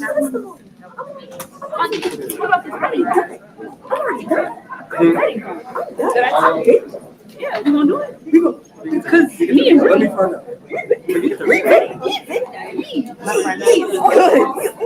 we only like right on the top. I don't know about that because I be eating brown Mexican right? Also, for those who did do the writing part, the 3 posts of there's gonna be a time where you can share your pieces. Just letting he's talking to us. Sorry, that didn't work. I edited a few things right on the slide. I guess I could read it. I wish I could read this. Girl, you already know. I mean, like, you are text over names. I need to come pictures for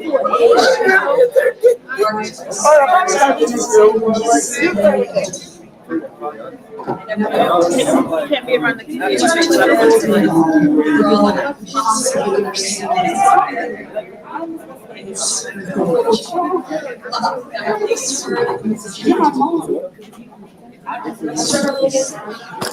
Insignificant acts of mountains of tragedy that the souls of others who I took into peace when I would have had experience. Sand molded into peace, what a beautiful word. It was like sand which did this. The sand can't perceive its own form, it only exists to our own treading by righteous pastors. Touch, like rain, except rain keeps growing. So many people need someone who shares their experience. They see others see our commonality is so evident. Yet, I never know what to say, forged by the hot coals of opposition, by the existence of light, take shape as something new.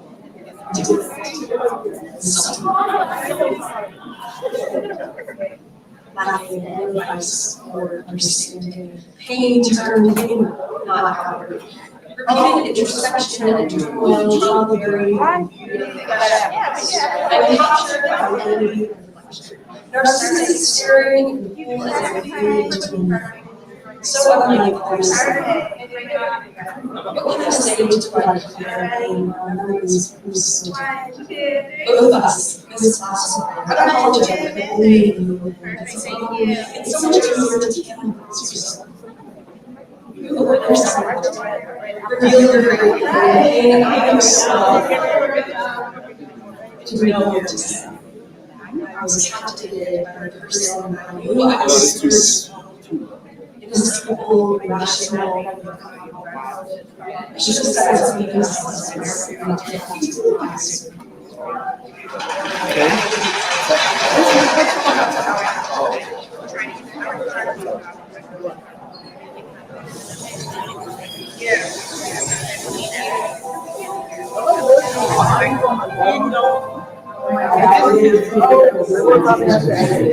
All right, ladies and gentlemen, got 2 minutes, 2 minute warning. 5-minute break. came to and that's when we transitioned from HIV education to elementary staff, young people there, teams creating, cultivating next generation of leaders, using the arts and creation to develop the voice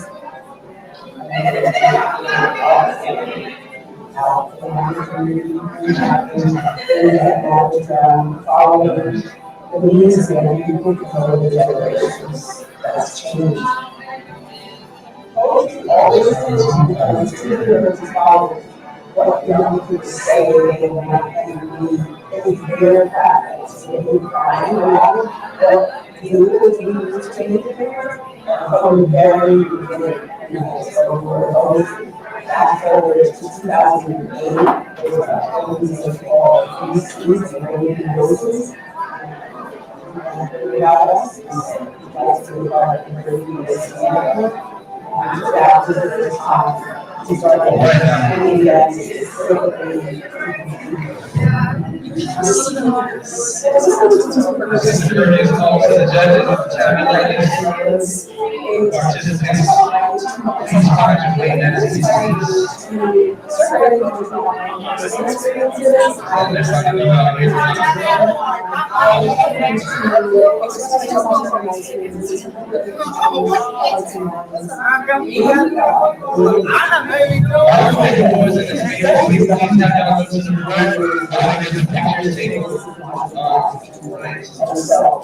her winning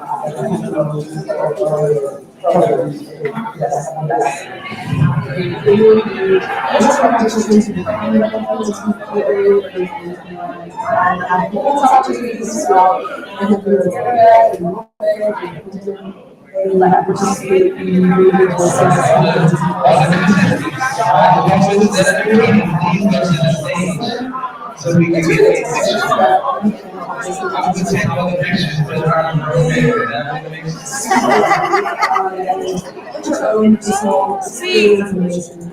yes, all the new poets. All the new poets to the stage. You can do these poets.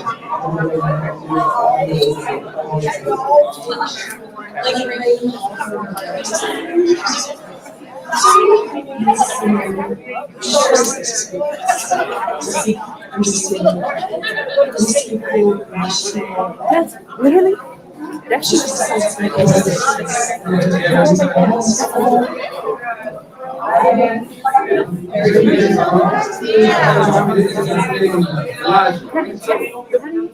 pictures.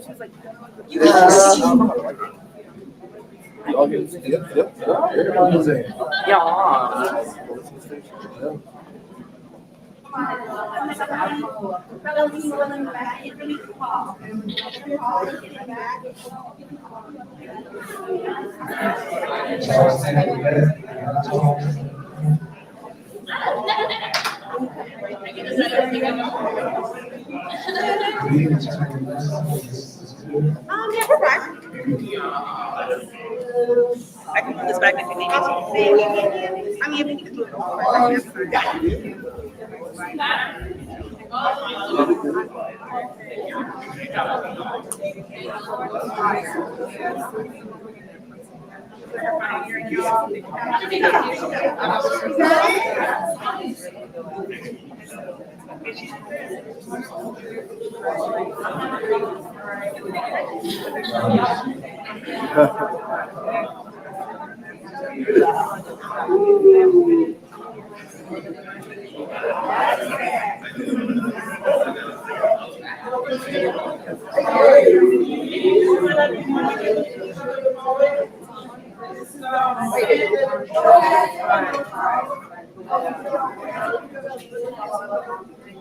Oh, no, not going to get it. No, you mean that. You mean that. All right, take one small 1, 2, 3. Parents and guardians, y'all chance to get a picture too. Y'all see.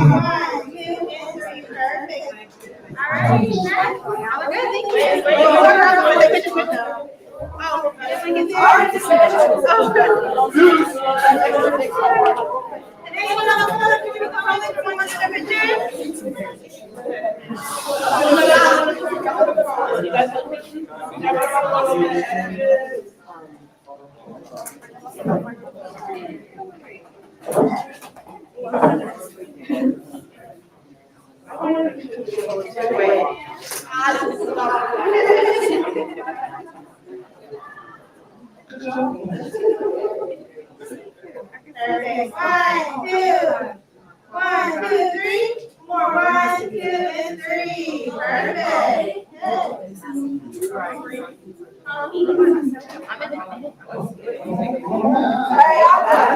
we're going to the next round. Now we're finishing out. Come in a little bit more, guys. One, 2, 3.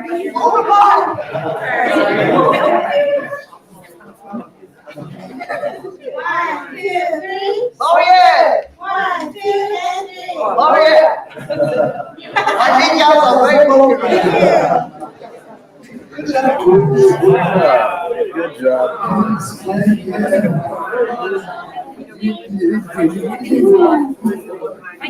All right, ladies and gentlemen, if you are not in the space you are officially late. All right. I lost my earrings.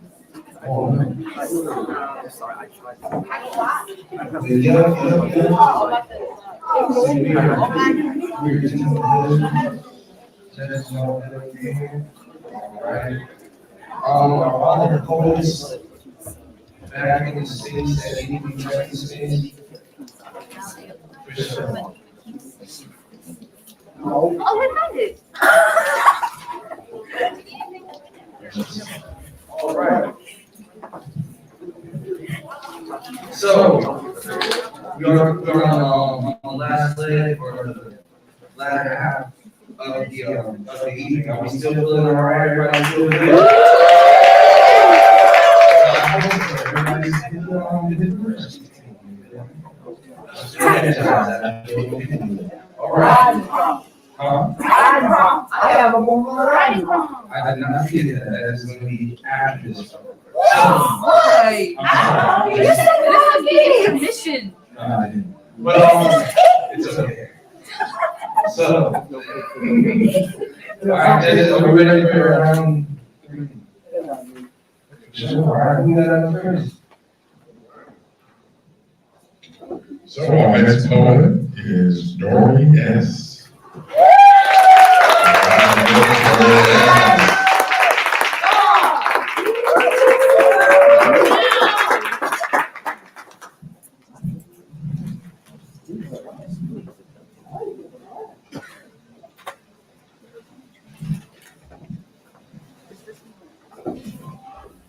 So the question I got was, if you were named the Hampton Youth Poet Laureate, what would your mission be? My mission would definitely be to show people in our community that you have power even when those wealthy want you to feel powerless. I think I found power, especially in poetry, especially in an area that is often ignored by people who are in power and can cause real change. So I want people to know that you can cause change with pen, with paper, with your voice, whatever talent that you've been given. I think my mission would be to show people that they have power to cause real change with that.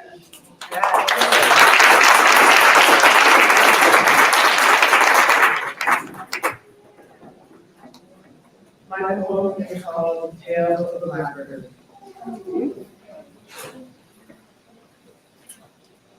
I am black, kissed by the sun and blessed by the gods and goddesses above. I am black.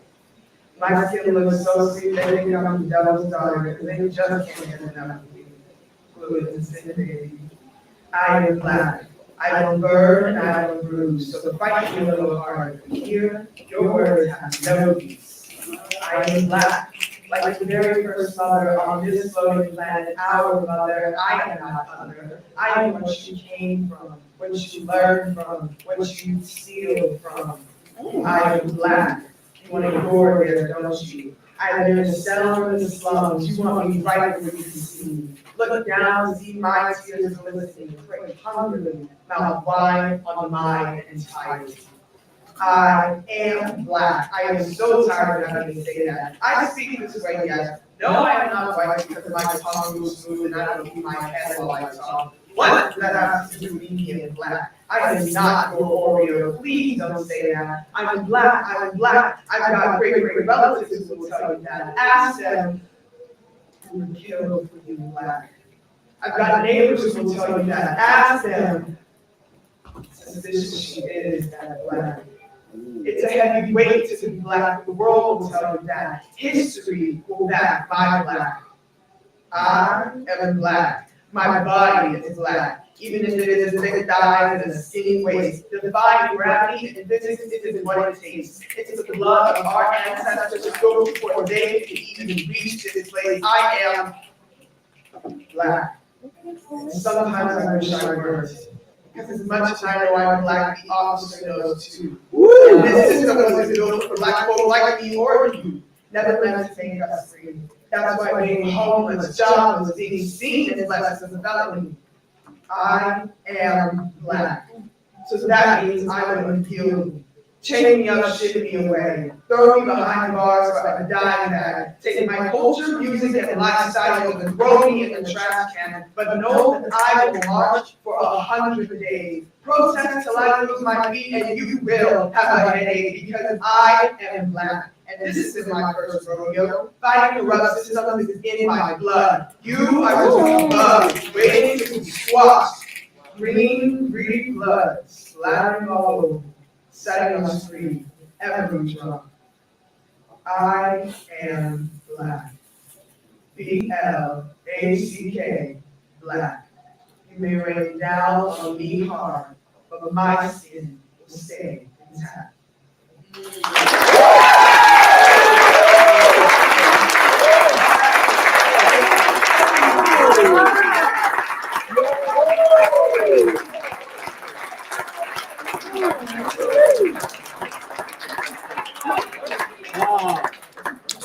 Ooh. Said I'm Black in the officer knows too.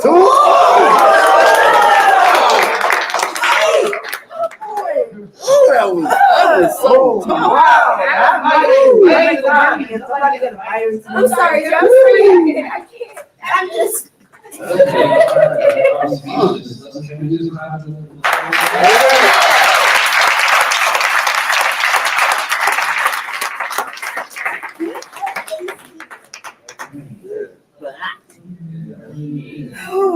That was powerful, man.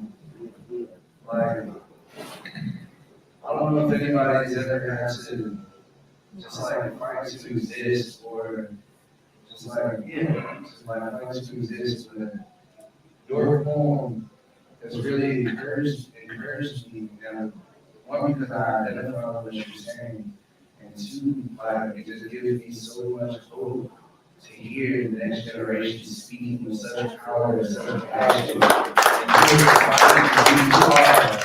Like nobody understands what you're doing, and that's where it's powerful. So I thank you so much.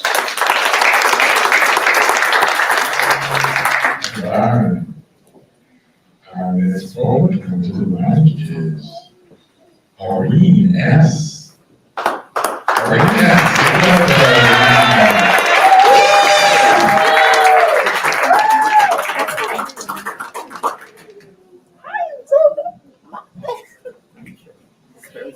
Alright, so my question is, what inspired me to write?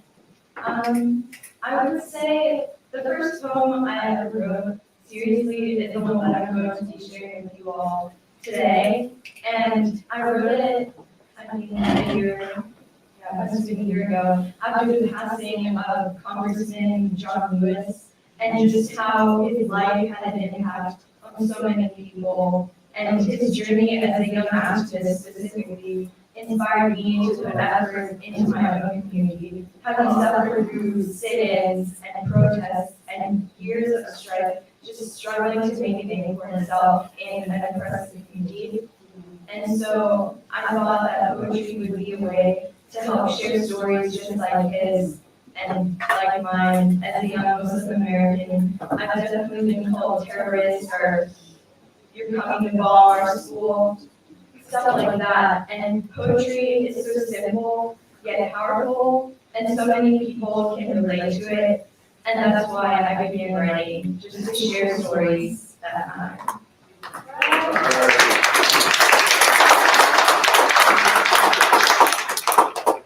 And so the poem I'll be sharing today is called Why.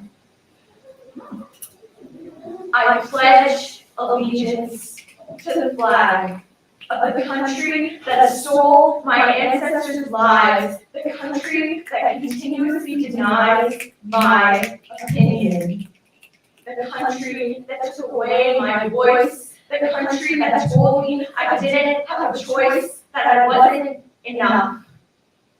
The shackles my ancestors wore left marks on my hands. The houses cleansed and burned, scarred my skin. The nooses around my brothers' necks took all my air.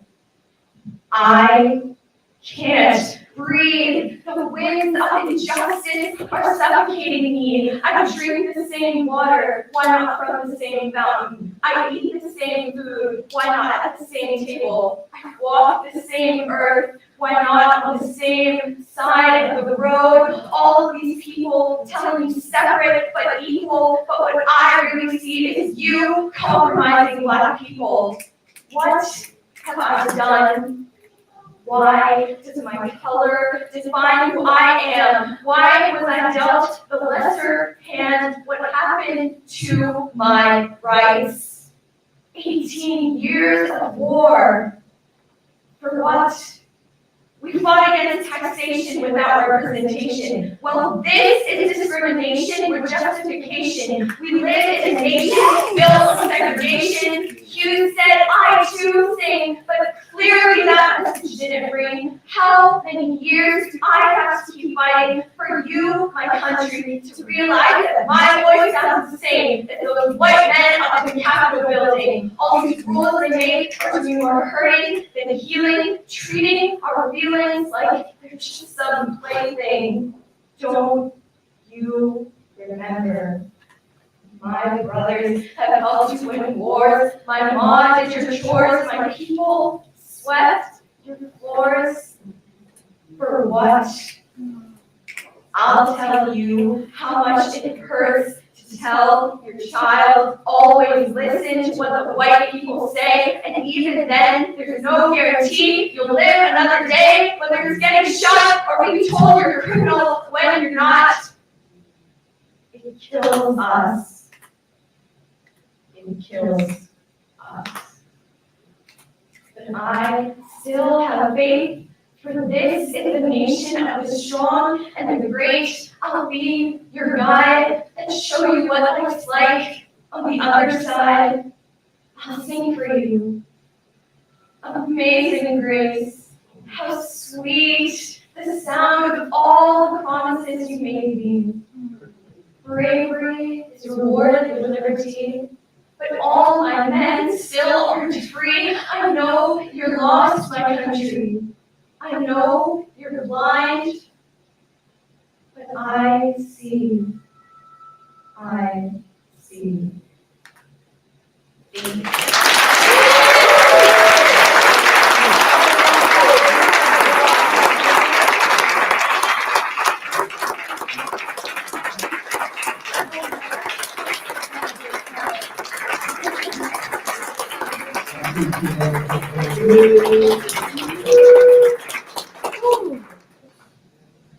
Mike is on fire. Between each poem, this is the secret. Between each poem. Just touch it, you have to know. I just pray over it, you know, I'm just like, please, and then it works out. But yo, listening to your piece just reminded me how important it is for our young people to let their voice be heard, especially when it comes to our city government, all the way up to the top, because like we're the ones that are gonna be here on tomorrow. Like, so it's like, how do we want our community to look? How do we want our communities to look, feel? How do we want to be represented? So thank you for letting your voice be heard. Please keep putting pressure on folks, because that's the only way that we can change, you know?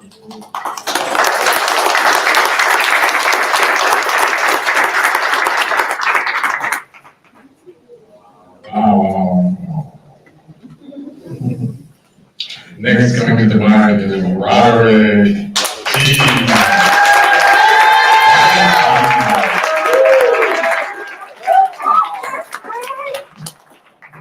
What's he say? What he say?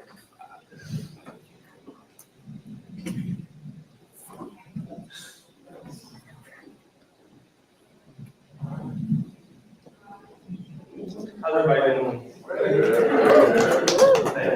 All right, so the question I got is, where did you find your voice?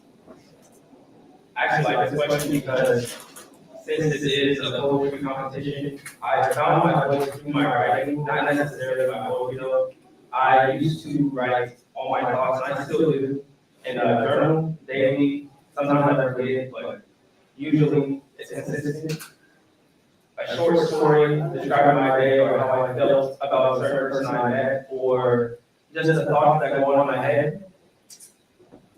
I found out that I can convert all those stories into poems just while I was sitting in my room, because I feel like I'm creative. So through poetry, I found out that I could basically express whatever I wanted to, and it didn't have to make sense since it's an art. And some person may see it one way, but another person may see it another way. And that gave me the freedom to say, whatever I write, I know as long as I feel that it expresses how I am feeling, then you can't take it away from me. So that's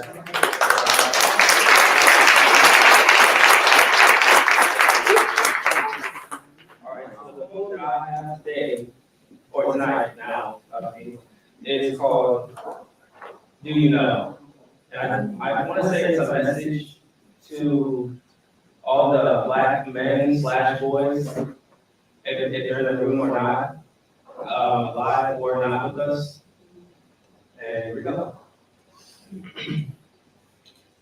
Black boy, skin soft and pure. Do you know you rule your world? Black boy, stoic and handsome. Do you know the world watches you?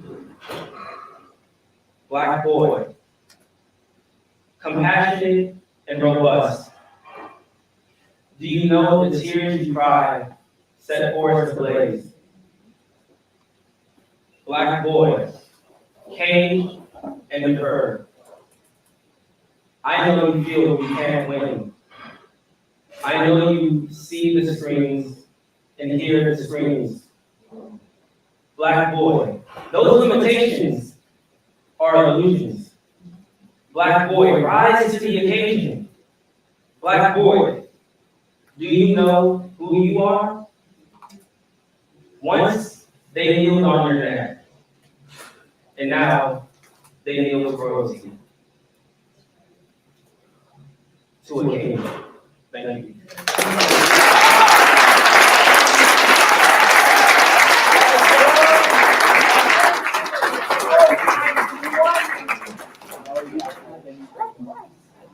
I give a round of applause.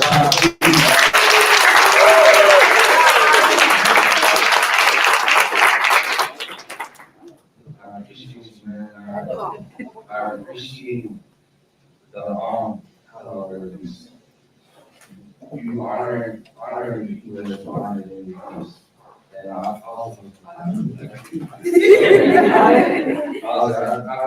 played a lot.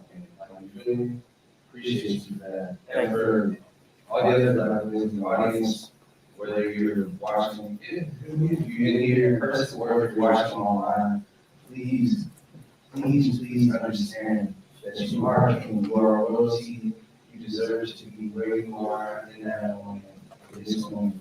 And we love you.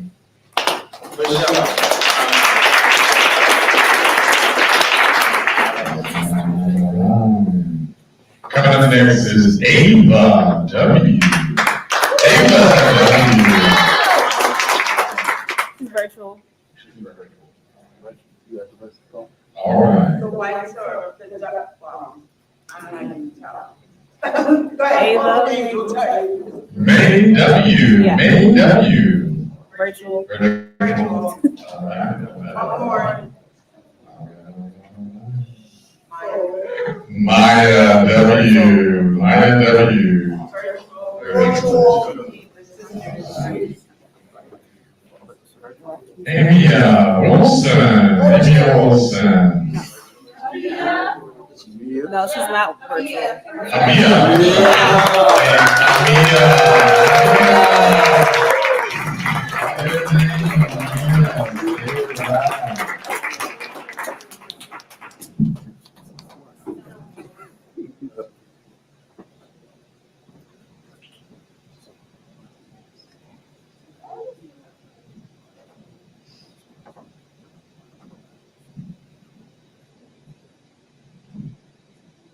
Hi, I'm Amina. Nice to meet you. My question was how I think poetry can change the world. Personally, I started poetry writing down all my feelings in journals. I remember writing 4 or 5 like through a month. I think poetry changing the world. Everybody has a different perspective. Coming from my mother, it's 90% of how you react rather than 10% what they say. Everyone has a different emotion, and how it's displayed can truly change how everyone feels.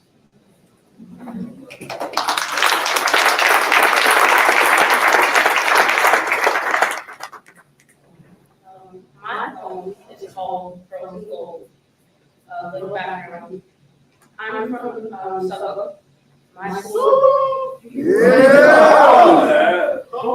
My school, John Leeds, is actually pretty interesting. But a big downside is a few of the students find certain inappropriate and discriminatory jokes hilarious. So I wrote this in the middle of class just for fun. I'm tired of waiting. Tired of waiting for them to put respect on my name, my skin, my words, and my work. I turned in twice the work, triple, double, quadruple. Where did it get? I should have everything expressing girls have, as their skin shimmers like silver in the sun. Mine shines like gold, but I'm still in third place, broken in bronze.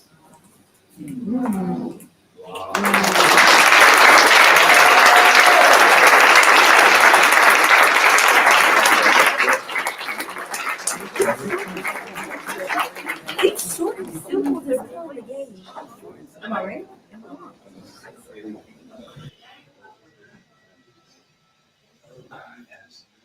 Can we please give it, is it Amia? Yes, please give it up for Amia one more time. Hey yo, if your spirit is like on a higher level than it was when you walked into space, please make some noise. Woo!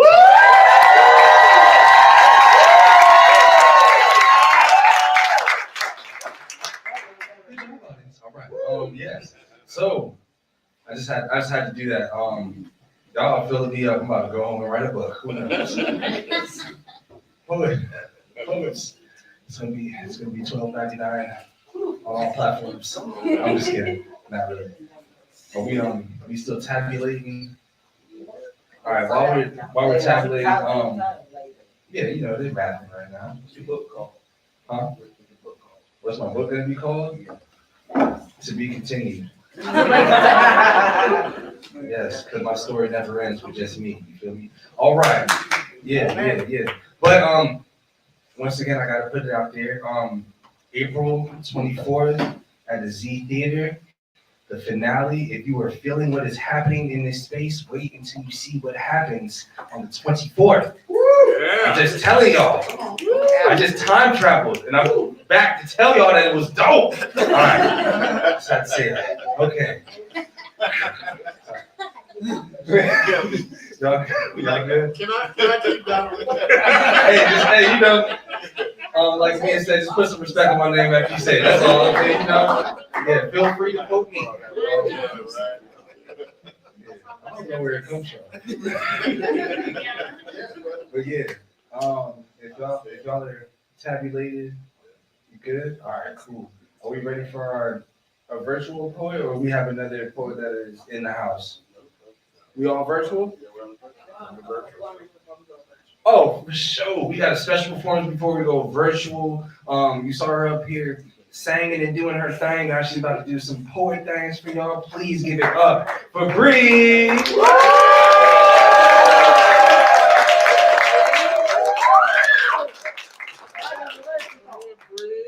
forgot the adrenaline rush up here. I'm messing this. Okay. My name is Bree. If y'all feeling what I'm saying, you know, I always like a little or a okay poet, you know, a little snack here and there. You know, just type it real quick. Ask for what you want. But I would like to call this one of true love. The feeling of despair, the feeling of being discouraged, the feeling of not wanting to go on, the want to disappear from the world without a sound or a trace left. The need to be wanted, truly wanted. The type of want every child has for a pet around Christmas time. The type of want every man has for money, and the type of want every mom has to see their child walk across that stage after 18 years of nurturing and giving advice. The need to be loved, and not that 2021 Gen Z type love. I mean that old school Martin and Gina type love, or that Lucky and Justice love. The love that always has you coming back for more after every fight to fix whatever may have been broken. That when I'm around you, you steal my breath, but when I'm not around you for more than 10 minutes, I can't breathe type love. That you make me nervous, but when I'm around you, I feel the most alive I've ever felt in my life type of love. A love so strong that you know that they'll always be there for you. Knowing that if you were getting married to someone else, they would object. I'm talking about that different world, Dwayne and Whitley. Please, baby, please, type of love. If you know, you know. A love so strong that you know that they'll always, run that back. I need that love where you'll be listening to an old R&B love song and you realize that you relate to every single line. And I don't mean end of the road, because I want my person to care if I was out with some other fella. I mean a song like Love Like This or Into You. Again, if you know, you know. The feeling of not wanting to go on has a simple solution, but it's hard to find, and only lucky people find it before the age of 30. The want to disappear can be solved by one person that makes you want to go any and everywhere, as long as they're right there by your side. The feeling that I have described for you is simply the want to find true love.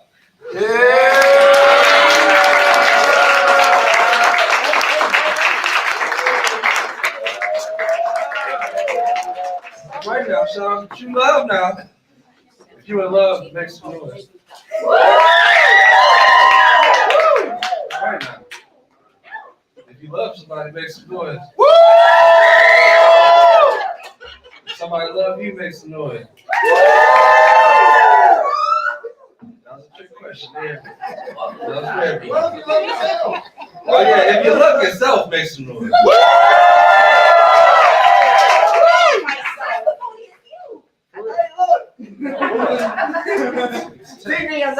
Infinity testimony. All right. So now I have Me.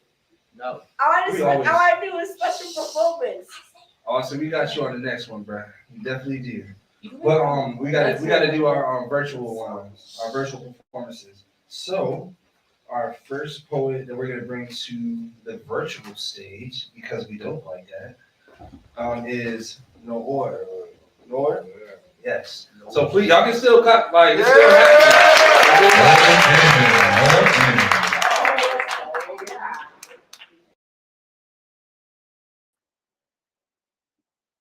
Hi, I'm Nor. My poem is called Survivor's Guilt. Back in the age of cobblestone streets and newspaper stands melting from the heat, my grandmother stood in front of two wooden doors. They weren't grand or expensive, but they were her store. And her castle of books, although well known and thought of, came to an end at the beginning of autumn. Flames took the books like a sea of fire, currents of ash as the blaze grew higher. My neighbors watched her stand, their eyes ridden with devastation, but my grandmother let it fall away like she had no reservations. When the fire went out, only one book remained. It was an ugly thing with folds on each page. The crowds gathered for this book blessed by a priest. To them, this was a miracle, some prophecy. But every time I touched its pages, it all seemed so tragic. This was not spiritual, and it definitely wasn't magic. Every day I looked at its battered blue spine and wondered why this weathered book was the one that survived. The walls were lined with classics and tomes with beautiful covers, so how could anyone look at this and not wish it was another? I tried to understand what they saw in its words, but the whole thing to me, it just seemed absurd. My grandmother worked, built from the ground up, and all she had to show for it was some book about love. I pored over the pictures day after day, trying to stop feeling angry for the things it took away. Because even though this book was not the match, nor the inferno that transpired, its pages still feel hot to touch, like it was them who lit the fire. That's all. Thank you.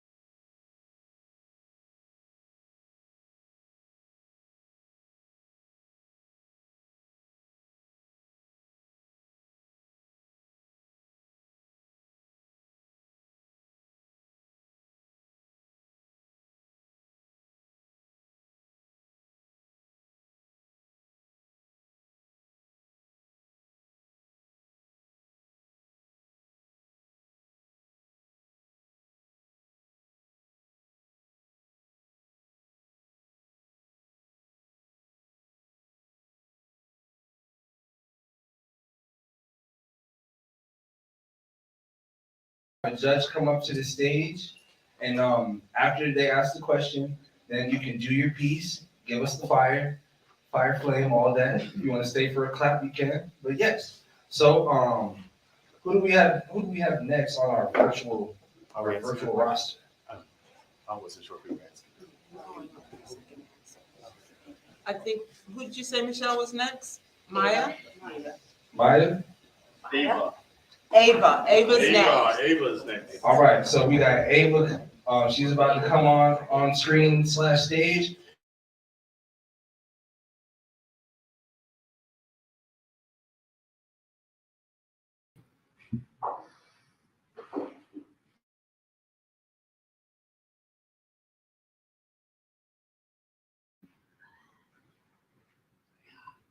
Hello, I'm Ava.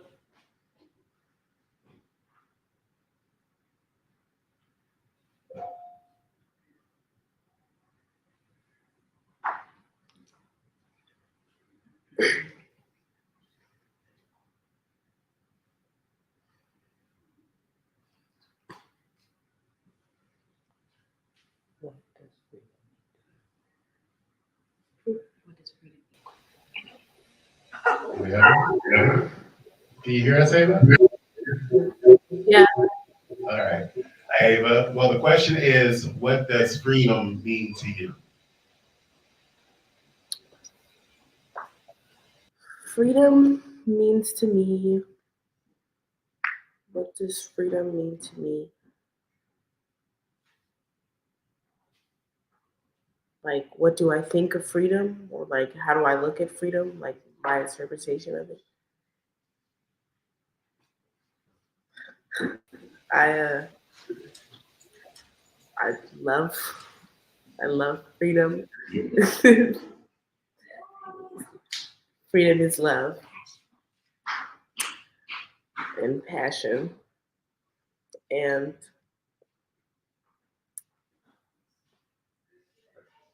yeah.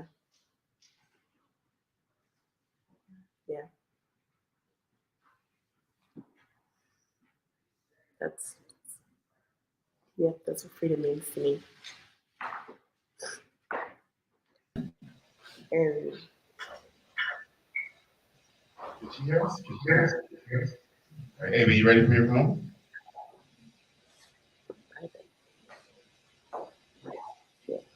One second.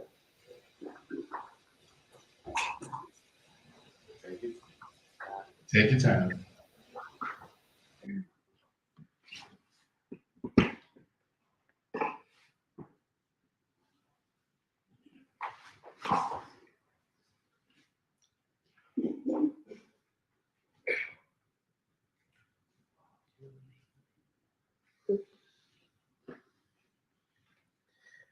My poem is called That's Not Fair. It's about gender equality.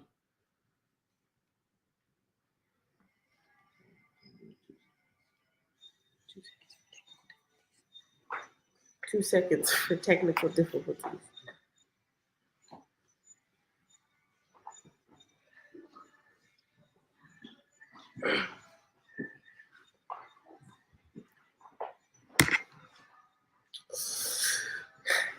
Here you go, here you go. One for me, two for he. But wait, two for he and two for me? No, one for you. That's not fair. We did the same, we are the same. That's not fair. We did the same, we worked the same. It's complicated. Why? It's complicated. Why? What makes it complicated? Well, you're different, a girl. You mean to tell me that I get one and he gets two for the same job, the same work, because of my gender? That's not fair. That's it.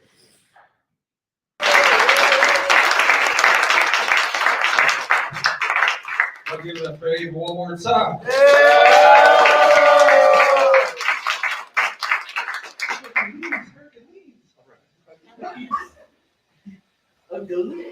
Yes.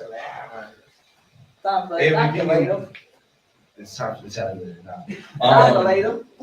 Ava, I feel like I've been a broken record, but I keep getting reminded about the power that y'all voices have. Like, thank you for sharing your truth with us. And like I was saying before, like if you're not feeling like something that's happening around you in your community, household, the world, state, planet, whatever it is, like know that you have the power to change that, and it all starts with the word. So once again, Ava, I applaud you, and I applaud all the poets in this space for using your voice to elevate the show. I read my list. I think I know the next one. Y'all just let me know what I can say. Oh, it's time for the tabulator. It's time for the tabulator. I don't know. Look, don't get me. You know me. Don't get me started. It's time for the tabulator. Oh, Nor's back online? Oh, okay. So we do have Nor back online. Do we have a question? Holy, let them do it.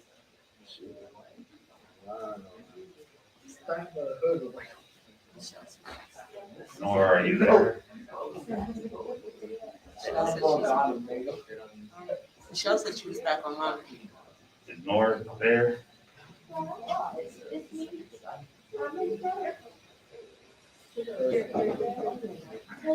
Sure. Hey, how you doing? I'll give you a question. So we're running out of questions. We ran through a lot of them. So I was going to ask you what inspired you to start writing.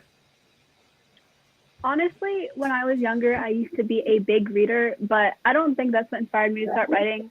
I actually was a big Taylor Swift fan, and I was really into music, and I decided that what I was going to do was become a famous singer. And then I sang, and I decided that job was not for me.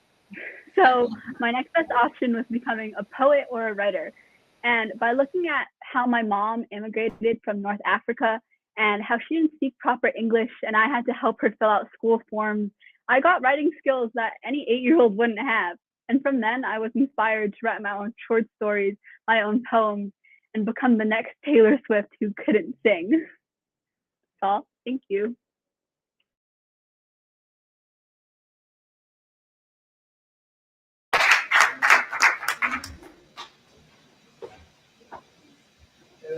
TV inside of TV inside of TV inside of TV inside of TV. Oh, I'm not. All right. For sure. All right, so who do we have next on our virtual? Me. You got me again. You said Maya? May. May or May? All right. May. Okay, I'll be the one to mess your name up, and I don't want to do that. I'm not doing it on purpose. Please, let's give it up for May. But first, do we have a judge that would like to read the question? Hey, y'all read the question? We got you next time, player. I promise you. But all that last one for 30 seconds. yeah, we can definitely do We that. do a noise check with the audience. Oh, I mean, hey. All right, so left side called it. Right side, oh, this will be interesting. All right, so I hope we're gonna do another noise check, energy check. We're gonna do the left to the right, you feel me? It's a little lopsided, but I have faith in y'all. Okay? So we're gonna start with the right, just so y'all can peep it. All right. So y'all already know what to do. I'm gonna raise my hand. I need y'all to give me that energy. All right, here we go. 1, 2. Just make sure y'all pay attention.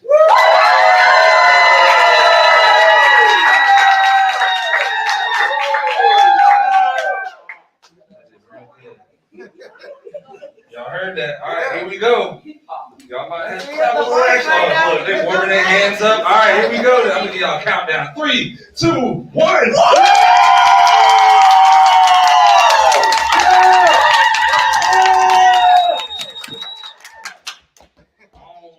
Hold on. I need to ask my illustrious production squad.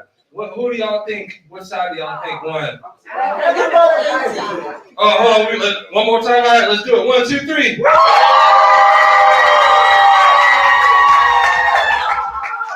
right. Okay. 1, 2, 3.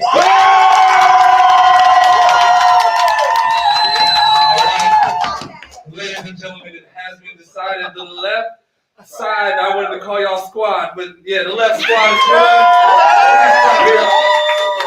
All right, y'all gonna do it all together. Everybody, both sides. That's the right side. Where's the left? My left.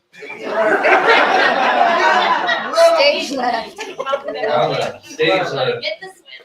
Yeah, but now everybody, let's do it. Yeah, y'all win. Everybody, let's do it together one last time. 1, 2, 3.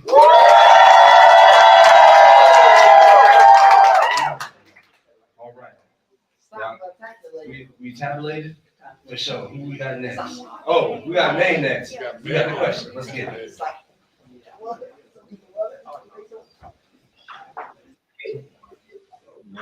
Hi, May. Hi. So if you were named the Hampton Roads Youth Poet Laureate, what would your mission be? Can you repeat the question? If you were named the Hampton Roads Youth Poet Laureate, what would your mission be?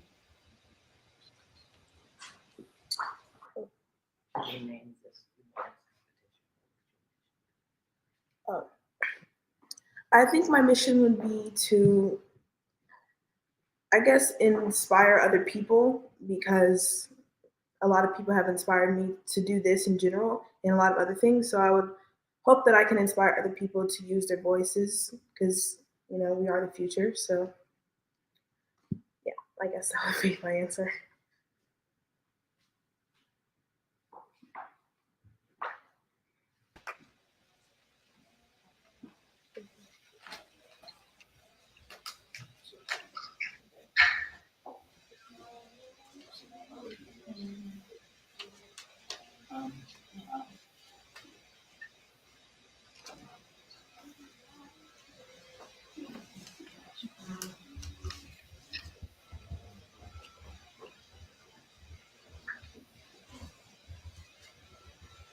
Okay. The title of my poem is called A Storm, and it's about a time in my life when things were getting really hectic. Has your life ever felt like a storm? Well, whenever mine does, I stay quiet and hope the storm will pass, but it never really does. It feels like it passes, but only halfway. It passes to the point where I can't see it. It's not right in front of my face, but I can feel it coming and I can hear it. And the only thing I can do is just brace myself for the damage it will leave. I'll be honest, I don't know how many storms I can take. That's it. Thank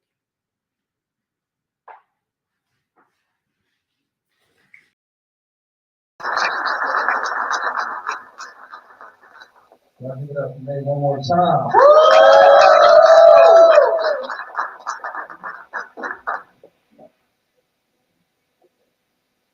All right, I think we got one more.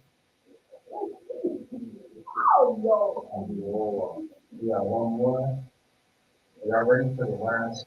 What's the last one now? Y'all ready for the last one?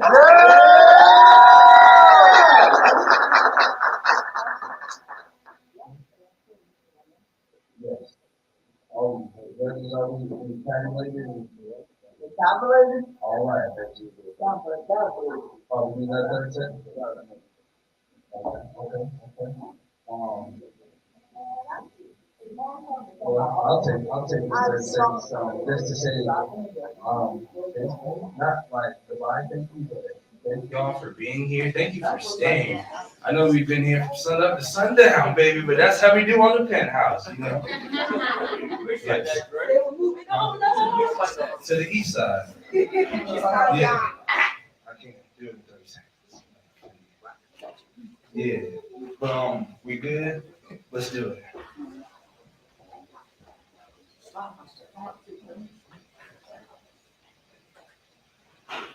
Hello, Maya. Hi, Maya. How are you tonight? I'm great. How are you? Good. Our question for you is, what would you like to see in your community? I'd like to see more of my community reaching out to other communities, mainly for the young women.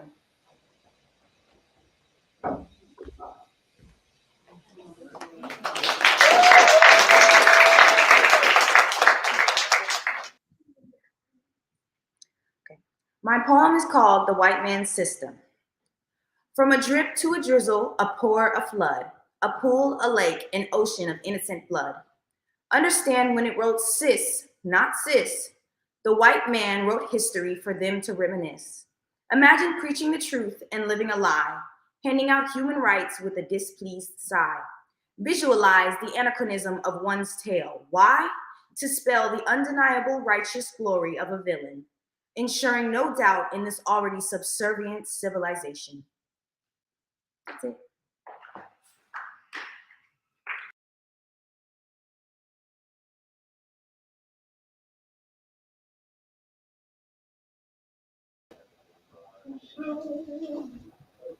Please give it up for Maya one more time.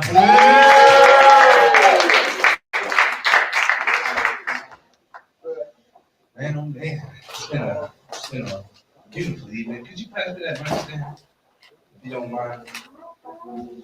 Hey, y'all give it up for my brother in Mecca. I don't know if y'all seen this man. Making it happen. But a wise man, or I don't know who said it. A wise person once said, "Teamwork makes the dream work." All right now, because that's just the next baby. All right, MVP, man. Good job, man. All right. So I guess while they're tabulating, I'm gonna do a little something. All right. Yeah, it's time for the tabulator. I'm gonna play a song. Is that okay? Yes. My name Bob. Yo, I thought I was gonna play a song. I really want to play a song. Yeah. I said, Yes, come sit with me. I need you to help me film this. Film what? It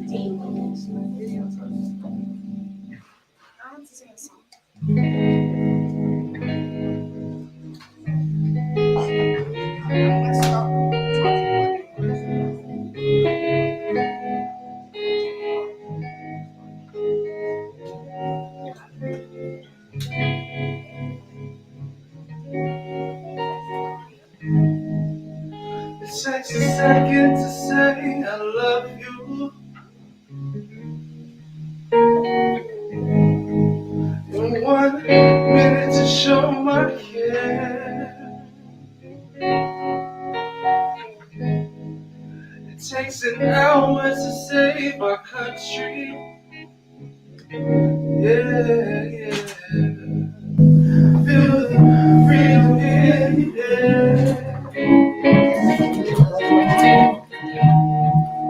When some change come in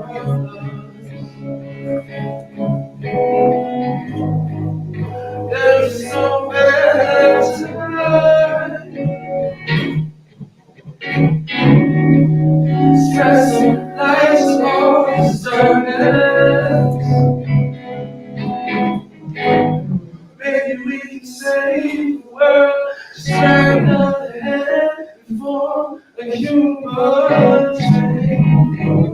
A human chain, yeah. A human chain. A human chain. So many souls lost in this country. Lord, we're stuck in this great divide. The government apps are struggling. Just know the last time will be mine. Yeah, because the stories will tell our children how we write history.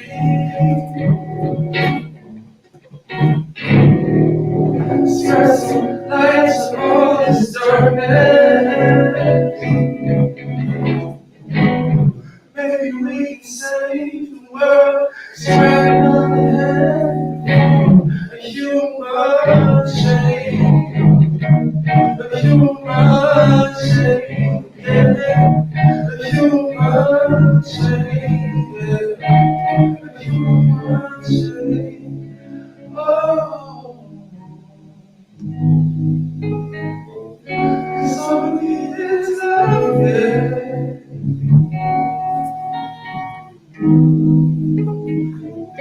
All we need is love. All we need is love, yeah.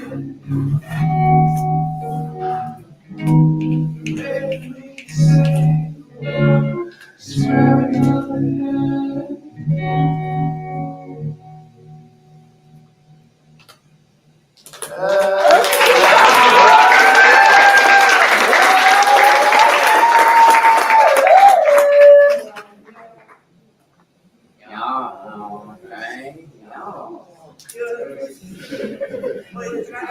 Thank y'all, you're all weak.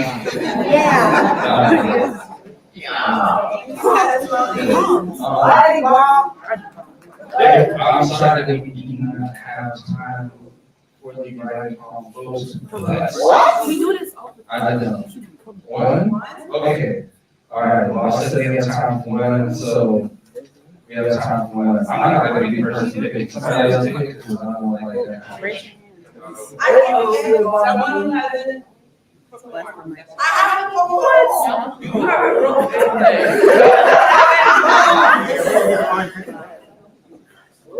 All right. So we're going to have a look at this. I told y'all about this in the beginning, so now I'm going to bring it back. You will get the time. All right. Y'all please help me welcome to the stage. Mountain and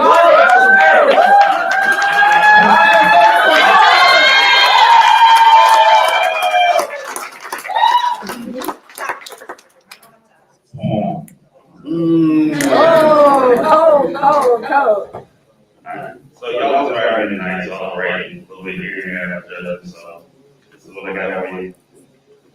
It says survival of the fittest. Weight of the world lay on my fitted. The struggles of the world are at my feet, the pressure to carry on what the ancestors did. Pressure to move my feet to preserve the elders' image. My skin never touched the milk hardened, but my spirit is gone missing. So being guided by their eyes, ancestors keep me lifted. Some days I want to hide, especially when the sirens like alarms keep my heartbeat skipping. I'm trying to write through it. Pen moving like missiles through watery fluids. By any means I have to rise, the future is waiting on me to press forward for the movement. I'm a spark to somebody's dream, refer to me now as lighter fluid. The world is waiting me to pass the baton, nothing left to do but to do. Okay. All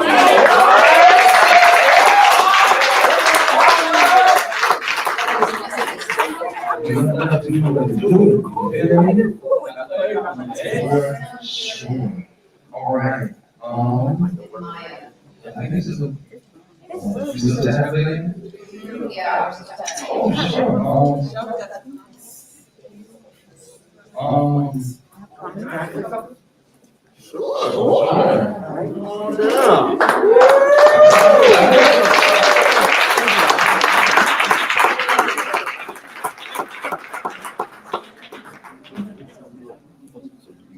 I've never, ever done this. But you guys have moved me, so I'm gonna write something. In my youth, years back, I was writing. And I wish I had an organization like this, but I'll kind of a little bit more. But here I am in the room full of shine, I'm tall and tall. Though my words have found an end, I have retrained my pen. Those years and years of wrangling taught me places in scribbling. This room we are in, this view from the sky, was drawn on my sleepless nights. And edits, and edits, and edits. I was to be an engineer.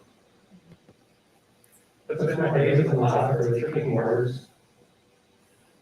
And turn my words into horizons and textures and volume and color and place.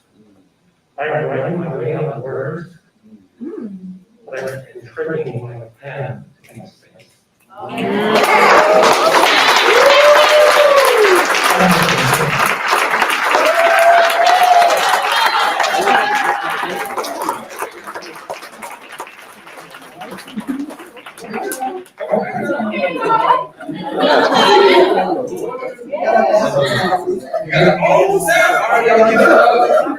Wait, first, what's your favorite room?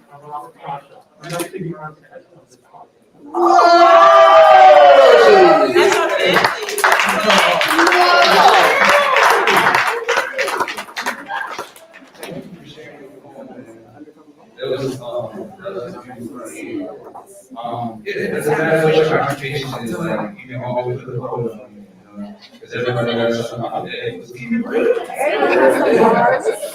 Well, so, I have some announcements. I'm just kidding, shut up. Please give it up for Shell.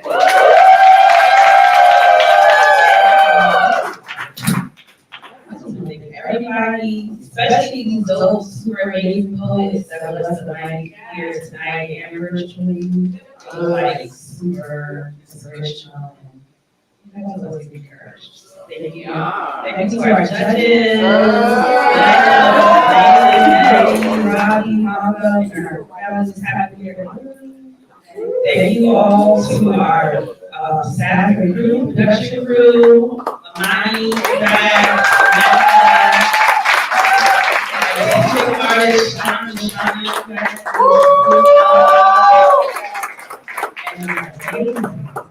amazing hosts. Give it up to